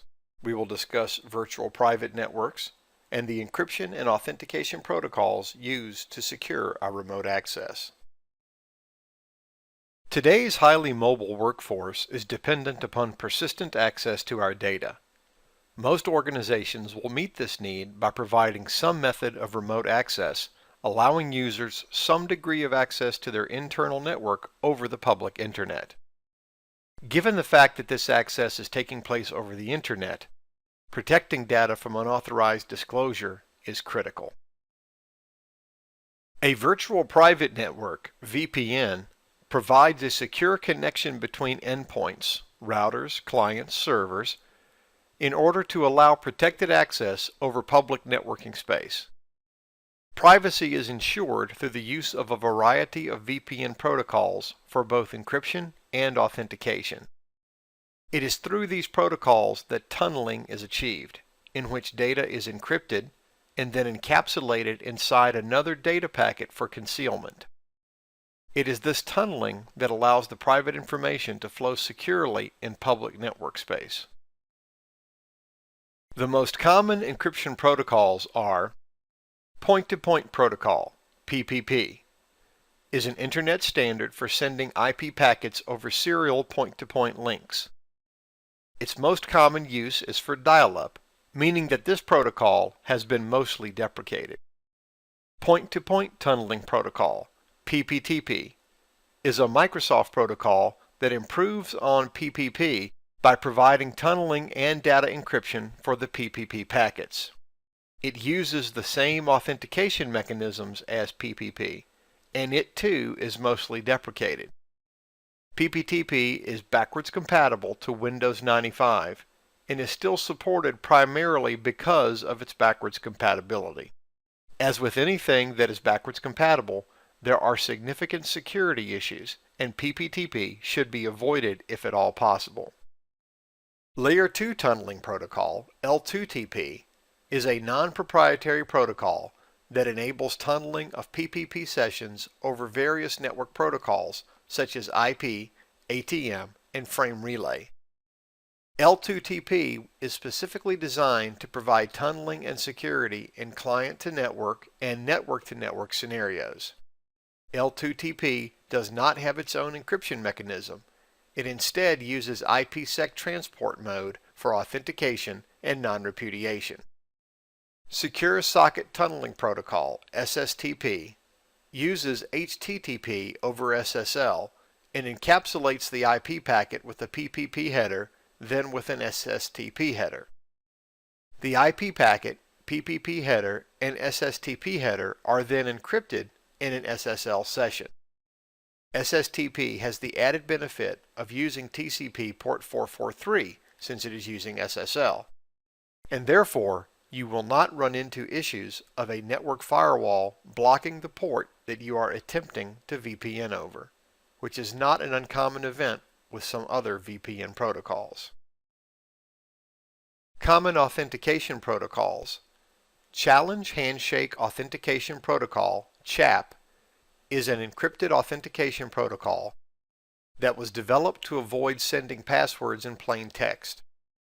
CHAP uses MD5 hashing and a challenge and response to perform authentication without exposing the user's credentials. In the CHAP process, the client requests a connection to the remote access server. The remote access server responds with a challenge sequence known as a nonce. The client uses its password as an encryption key to encrypt the challenge sequence and sends the modified sequence back to the server. The remote server encrypts the original challenge sequence with the user's password as stored in its database and compares the received sequence with the sequence that it just generated. If the two sequences match, the passwords are therefore the same and the user is allowed to connect. If the passwords do not match, the password submitted does not match the password stored, so the user is not allowed to connect. Password Authentication Protocol, PAP, is an authentication protocol that sends usernames and passwords in plain text. It is used only for backwards compatibility and should be avoided at all costs. Never transmit passwords in plain text. Remote Authentication Dial-In User Service, RADIUS, is an open standard protocol that provides centralized remote access authentication, authorization, and auditing services. When a network contains multiple remote access servers, they can all be configured to point to one central RADIUS server. The remote access servers, then acting as RADIUS clients, forward authentication requests to the RADIUS server for verification against the authoritative database of users. Network Policy Server, NPS, is Microsoft's solution for RADIUS, and just like RADIUS, is designed to work in both VPN and wireless environments. In earlier versions of Windows, NPS was known as Internet Authentication Services, IAS. Terminal Access Controller Access Control Systems, TACACS, and TACACS Plus protocols provide centralized authentication and authorization services for remote users. TACACS Plus also supports multi-factor authentication. TACACS Plus is considered more scalable and secure than Radius. Kerberos is an authentication service that is based on a time-sensitive ticketing system. It can be used to manage access control for multiple servers using a centralized authentication server. In the Kerberos process, first, the user logs on to the domain. Next, the user requests a ticket granting ticket, or TGT, from the Kerberos server. Then, the Kerberos server responds with a time-stamped TGT. Next, the user presents the TGT back to the authenticating server and requests a session ticket to access a specific resource. The server then responds with the session ticket. The user presents the session ticket to the resource. Then finally, the resource authenticates the user via the ticket and allows access. In this video, we examined the role of remote access in today's networks. We discussed virtual private networks and examined the encryption and authentication protocols used to secure our remote access. In our next video, we will look at public key infrastructure with certificate authorities.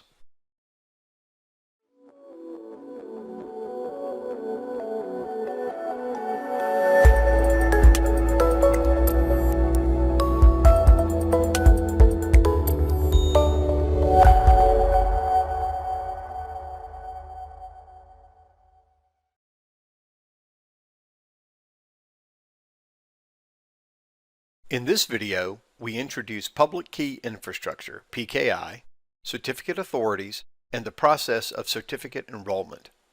We will set up a certificate server and enumerate the phases in the certificate lifecycle. A digital certificate is a document that associates a user or machine's credentials with a public key. The certificate validates the certificate holder's identity as well as providing a method of distributing the holder's public key. Certificates are issued by certificate authorities, CAs, which also associate the public-private key pairs. When a user authenticates by certificate, the certificate is presented in lieu of a username and password.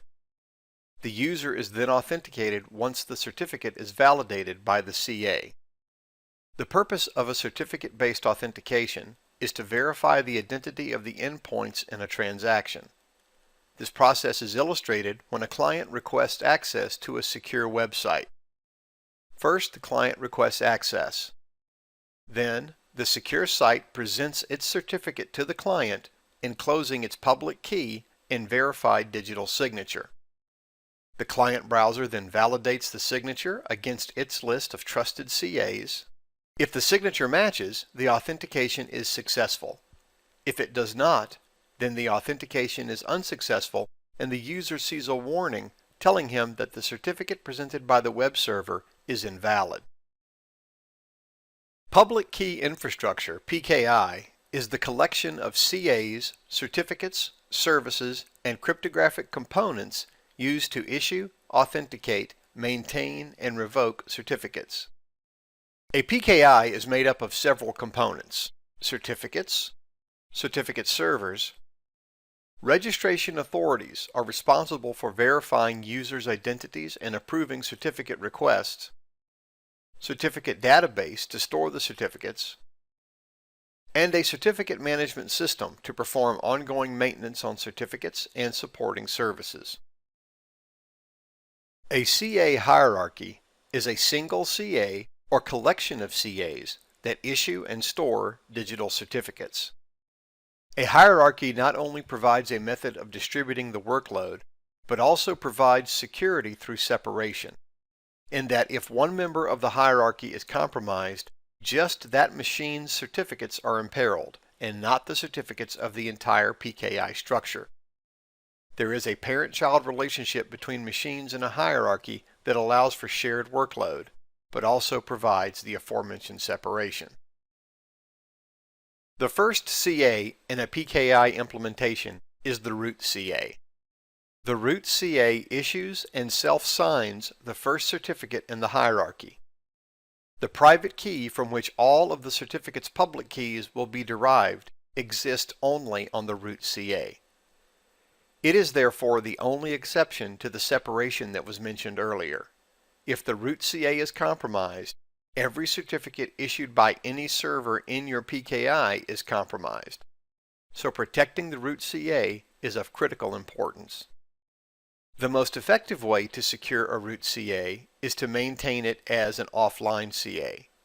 It should have no connectivity to the network. Certificate requests are submitted to the subordinate CAs, then exported to removable media, then imported into the root CA where the certificates are generated. The certificates are then exported to removable media, imported into the subordinate CA, which then issues the certificate to the user. In Windows Server, Microsoft has two different variations of CAs. An Enterprise CA is a CA that is integrated with Active Directory.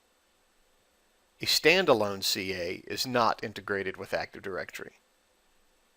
This can be slightly confusing in that no matter which type of CA you install, the role that is installed is Active Directory Certificate Services. A private root CA is created for internal use. The CA is set up in-house and typically used to validate users to your environment. A public root CA is created and maintained by a third party and typically exists so that you can validate yourself to external users. Subordinate CAs are CAs that sit below the root in the hierarchy. Also called issuing CAs, these servers issue, maintain, manage, and revoke the certificates that originate on the root CA. In this demo, we will install Active Directory Certificate Services on Windows Server 2012, and then take a look at the basic setup options. This would normally be a 15 to 20 minute process. However, for the sake of time, we will edit this down just to decision points and interesting screens.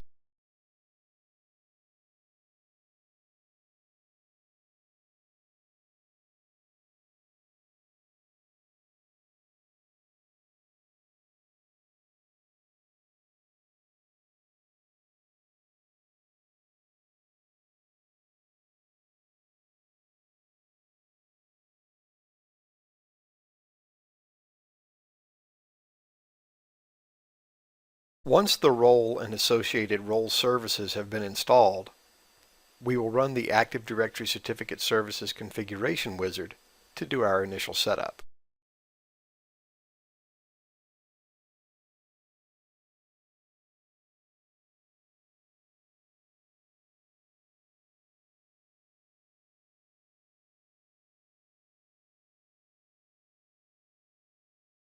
We will configure this as a standalone root CA.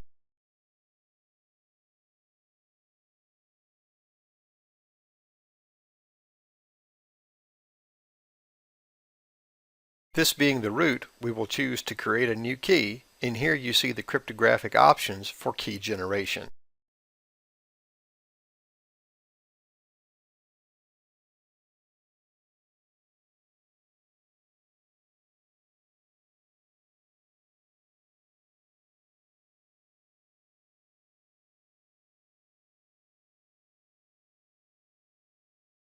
Naming the CA is important. Once certificate services are installed, the machine cannot be renamed without removing the service first.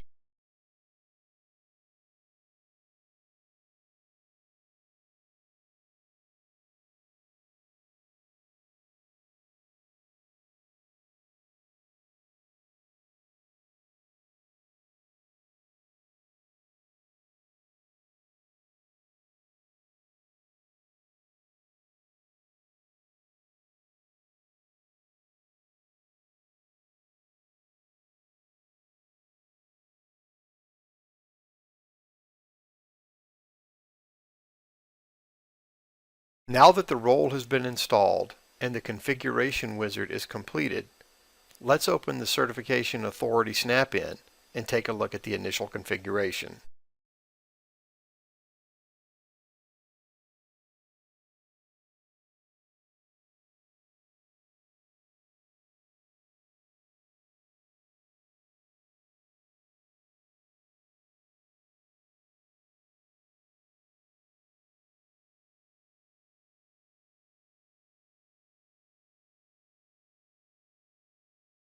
Building the root CA and subsequent CA hierarchy is important, but it is just the first step. Next comes the certificate enrollment process. First, there is the certificate request. The registration authority then authenticates the requesting entity. The RA applies the certificate policy to the request. The RA then sends the request to the CA. The CA issues the certificate. The requesting entity is then notified that the certificate is ready. And finally, the certificate is installed. Certificates have a defined lifecycle which must be managed. The certificate lifecycle takes place in 6 steps. Issuance begins with the root CA issuing itself a self-signed key pair. The root CA then issues certificates to subordinate CAs and users. Enrollment. Users obtain certificates through the enrollment process, as enumerated earlier. Expiration. Certificates are issued for a finite period of time, as defined by the certificate policy. Revocation. Certificates may be revoked prior to their expiration for reasons such as abuse, loss, or compromise. Suspension. A temporary suspension of the certificate may be issued if a permanent revocation is not necessary. And renewal. Certificates may be renewed multiple times if permitted by the certificate policy. In this video, we introduced Public Key Infrastructure, PKI, certificate authorities, and the process of certificate enrollment.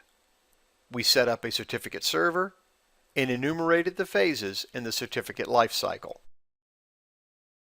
In our next video, we continue our look at public key infrastructure with securing network traffic.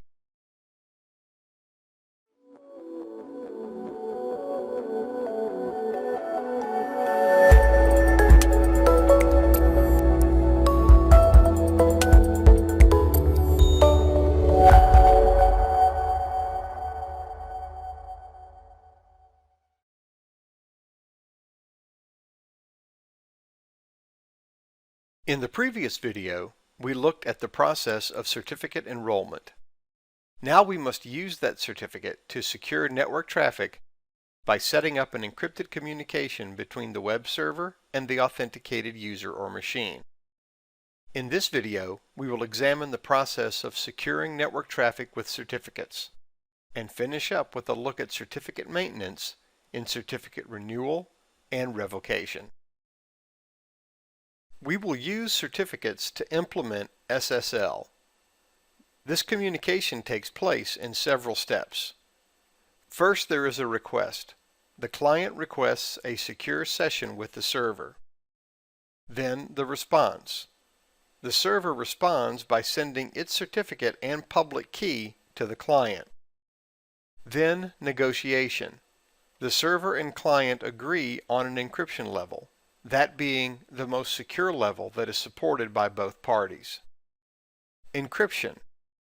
After an encryption level is negotiated, the client generates a session key, encrypts it, and sends it with the public key from the server. And finally, communication. The session key is now the key used to encrypt all subsequent communication in this connection. In this demo, we will install IIS on Windows Server 2012. Self-sign a certificate in the IIS Manager, and then configure the default website to use that certificate for SSL communication.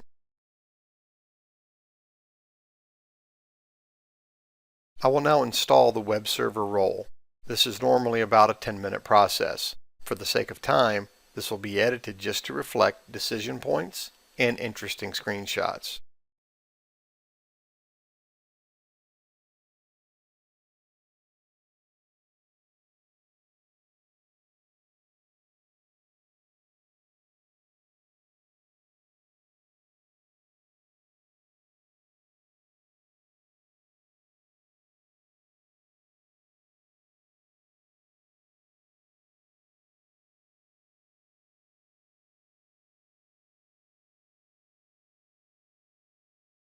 Now that the role is installed without errors, we can open up the IIS Manager and confirm the configuration.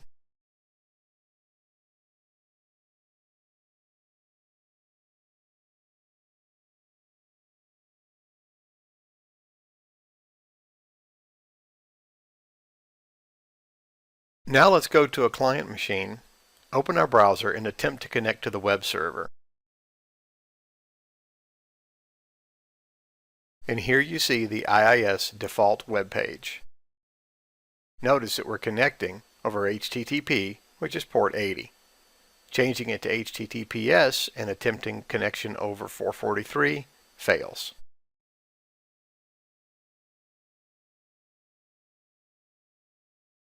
So now let's go back to our server, open up the IIS Manager, and configure the website for SSL. Here we will create a self-signed certificate, perfectly acceptable for development and test, but probably not something we'd want to roll out into production.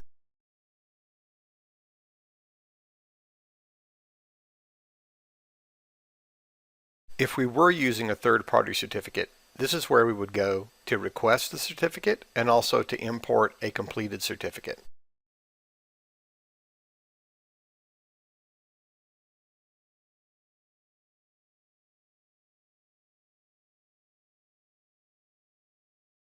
Now that we have created a self-signed certificate, we will add a binding for that certificate to allow access to our web page over SSL.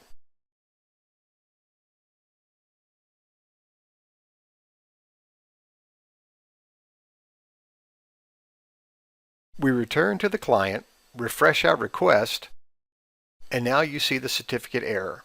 We choose to ignore the error, and we see the IIS 8 default web page over SSL.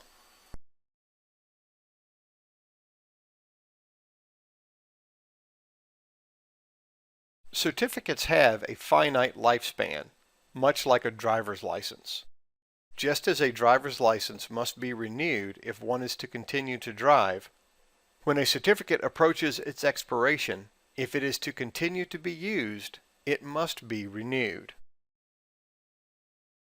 Just as a driver's license must be periodically renewed, they must also be sometimes revoked if they are lost, abused, or in some other way nullified.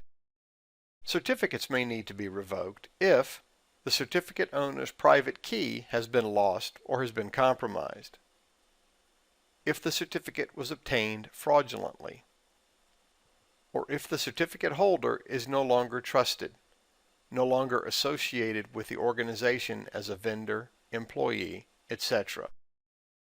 When a certificate is revoked, that revocation is published to a Certificate Revocation List, or CRL. Every CA must have a CRL published through directory service or website, which notifies the recipient of the authentication request that though the certificate is still within its validity period, its time to live has yet to count down to 0, that it has been revoked prior to its expiration and is not to be used. Most PKI-enabled applications will check the CRL to verify that a certificate has not been revoked, and if the CRL is unavailable, many will reject the certificate until the CRL is back online and can be checked. In this video, we examined the process of securing network traffic with certificates, and finished up with a look at certificate maintenance in certificate renewal and revocation. In our next video, we will look at risk management in risk analysis and calculation.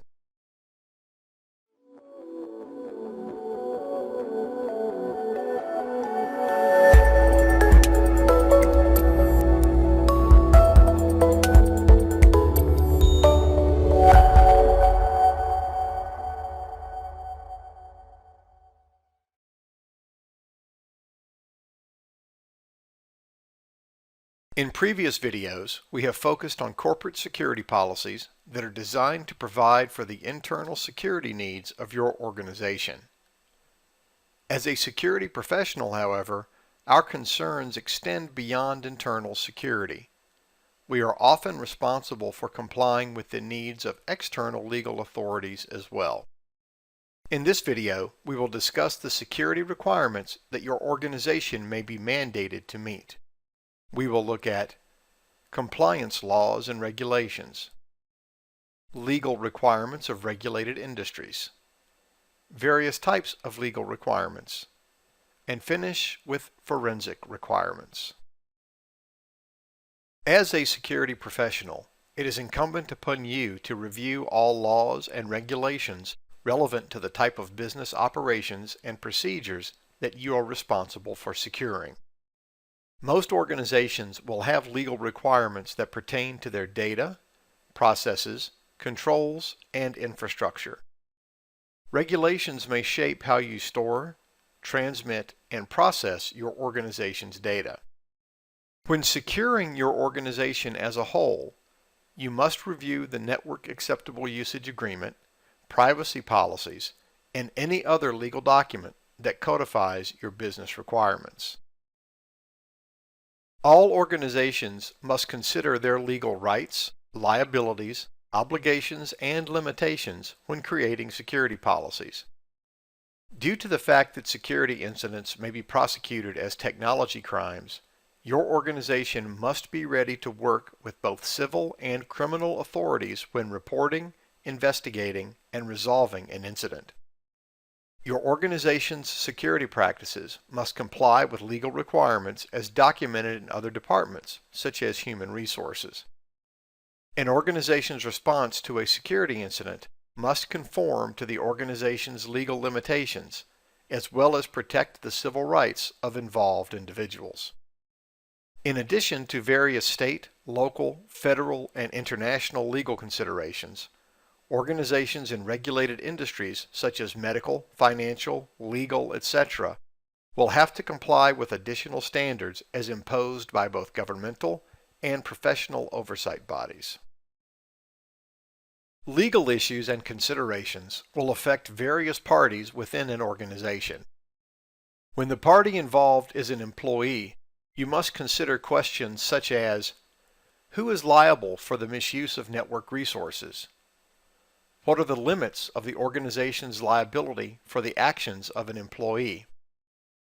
And what rights to privacy, if any, does the employee enjoy in regards to their communication and online activities? When the concerned party is a customer, you must consider, what are your organization's responsibilities for the customer's data? What steps must you take to provide for protection of your customer's data? And what data is considered privileged and what is considered public? When the concerned party is a business partner, you must ask, who is liable if the data resides in one jurisdiction and the processing takes place in another? Who is responsible for the protection of data during transmission? And at which point in the transfer of data does the transfer of responsibility take place? Security professionals must observe generally accepted forensic practices when investigating security incidents. It is not unheard of for an internal organizational matter to escalate into a criminal investigation, and if your investigative techniques have contaminated the evidence, then further investigation and prosecution may be hindered. Commonly recognized forensic requirements are evidence collection. Following correct procedures for the collection of evidence from removable media, hard disks, optical media, and others ensures the integrity of the evidence and prevents tampering after collection. Any improperly collected evidence may be deemed inadmissible and thus imperil your findings or, worse yet, prosecution. Evidence preservation. Investigations can be long, drawn-out affairs. You must provide proper facilities and supervision of all collected evidence for as long as necessary to complete the investigation. Chain of custody. Responsible gathering and preservation of evidence mandates an exhaustive inventory and a record of who handled each specific item and when. The chain of custody documentation must be secured at all times. If the chain of custody is broken, if there is any time in which the evidence is unaccounted for, this will severely impede your investigation and may even end it. Jurisdiction. It is essential to know within whose jurisdiction the alleged activity took place in order to determine who is responsible for investigation and ultimately prosecution when applicable. Laws will vary wildly from state to state and country to country, so it is imperative that jurisdiction is determined early so that the appropriate rules and practices may be followed. In this video, we discussed the security requirements that your organization may be responsible for. We took a look at compliance laws and regulations, legal requirements of regulated industries, various types of legal requirements, and finally, forensic requirements.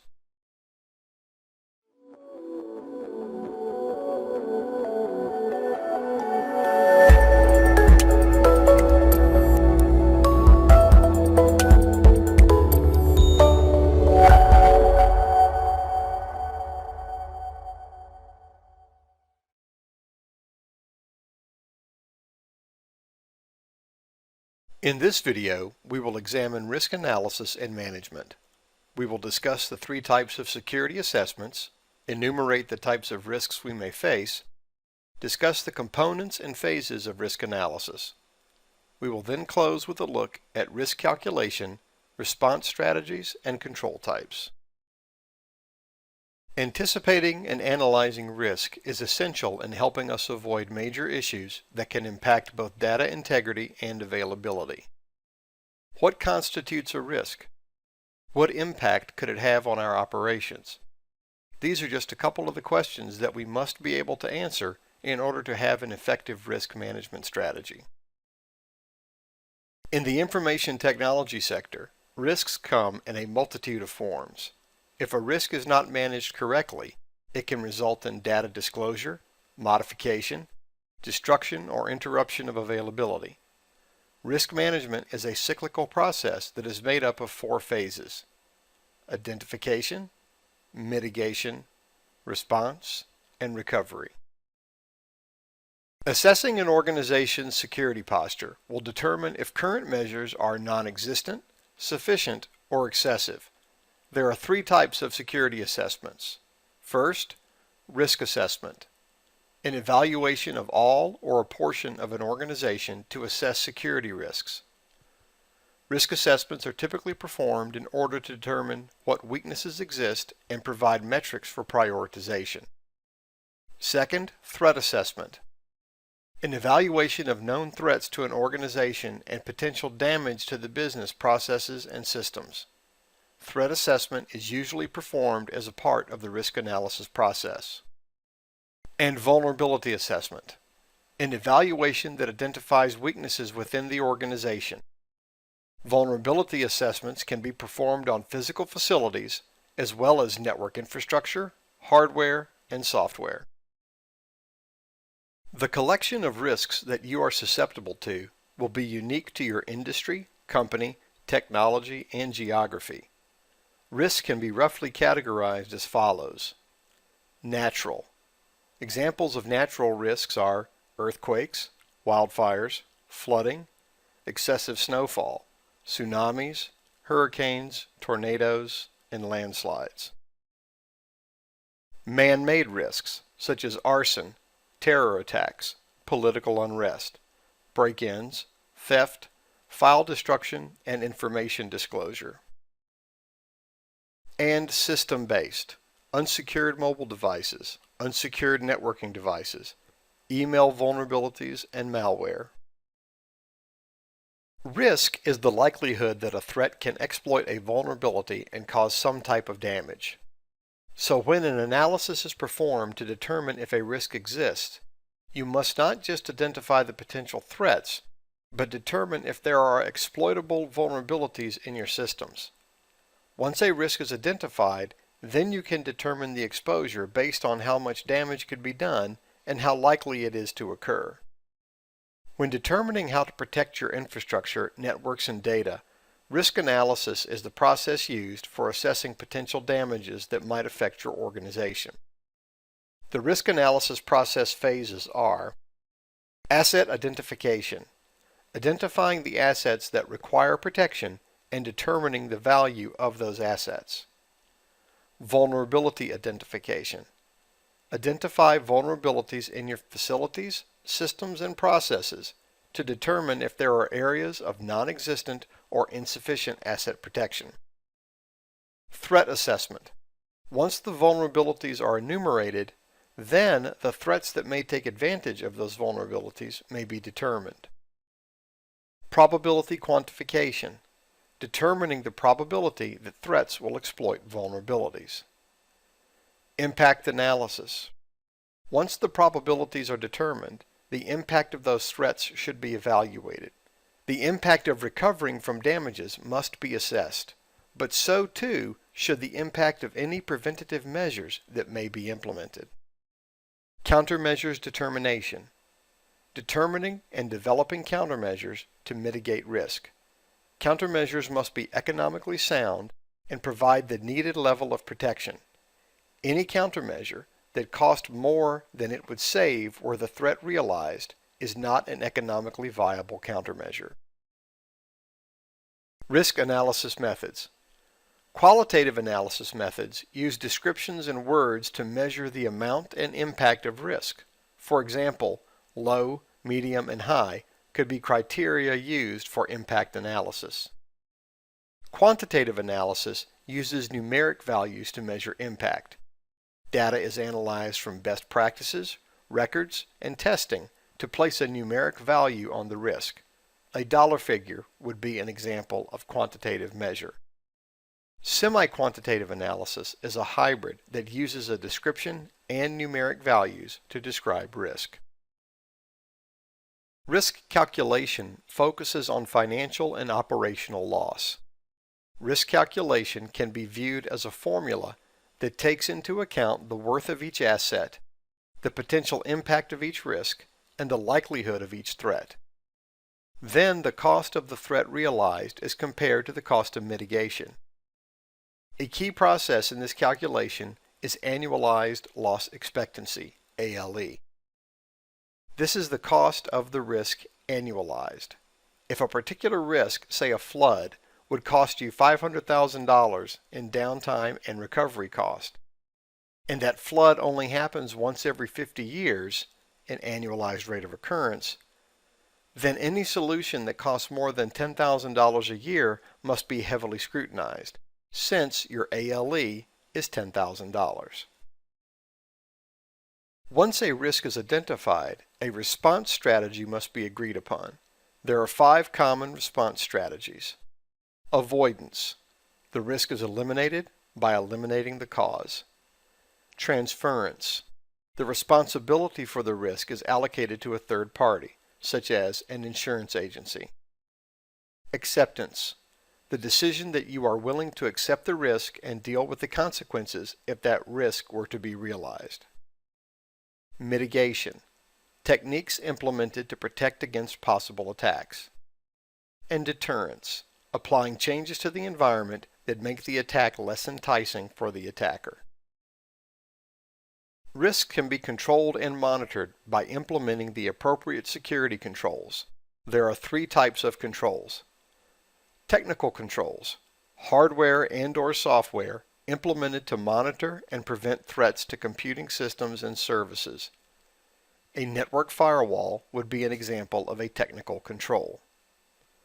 Management controls, procedures implemented to monitor compliance to organizational security policies. These controls are designed to police the operational efficiencies of a particular area and monitor compliance. Scheduled and unscheduled audits of systems and processes would be management controls. And operational controls, security measures implemented to safeguard day-to-day operations, functions, and activities. Locked doors and security guards are examples of operational controls. In this video, we examined risk analysis and management. We discussed the 3 types of security assessments, enumerated the types of risks we may face, discussed the components and phases of risk analysis. We then closed with a look at risk calculation, response strategies, and control types.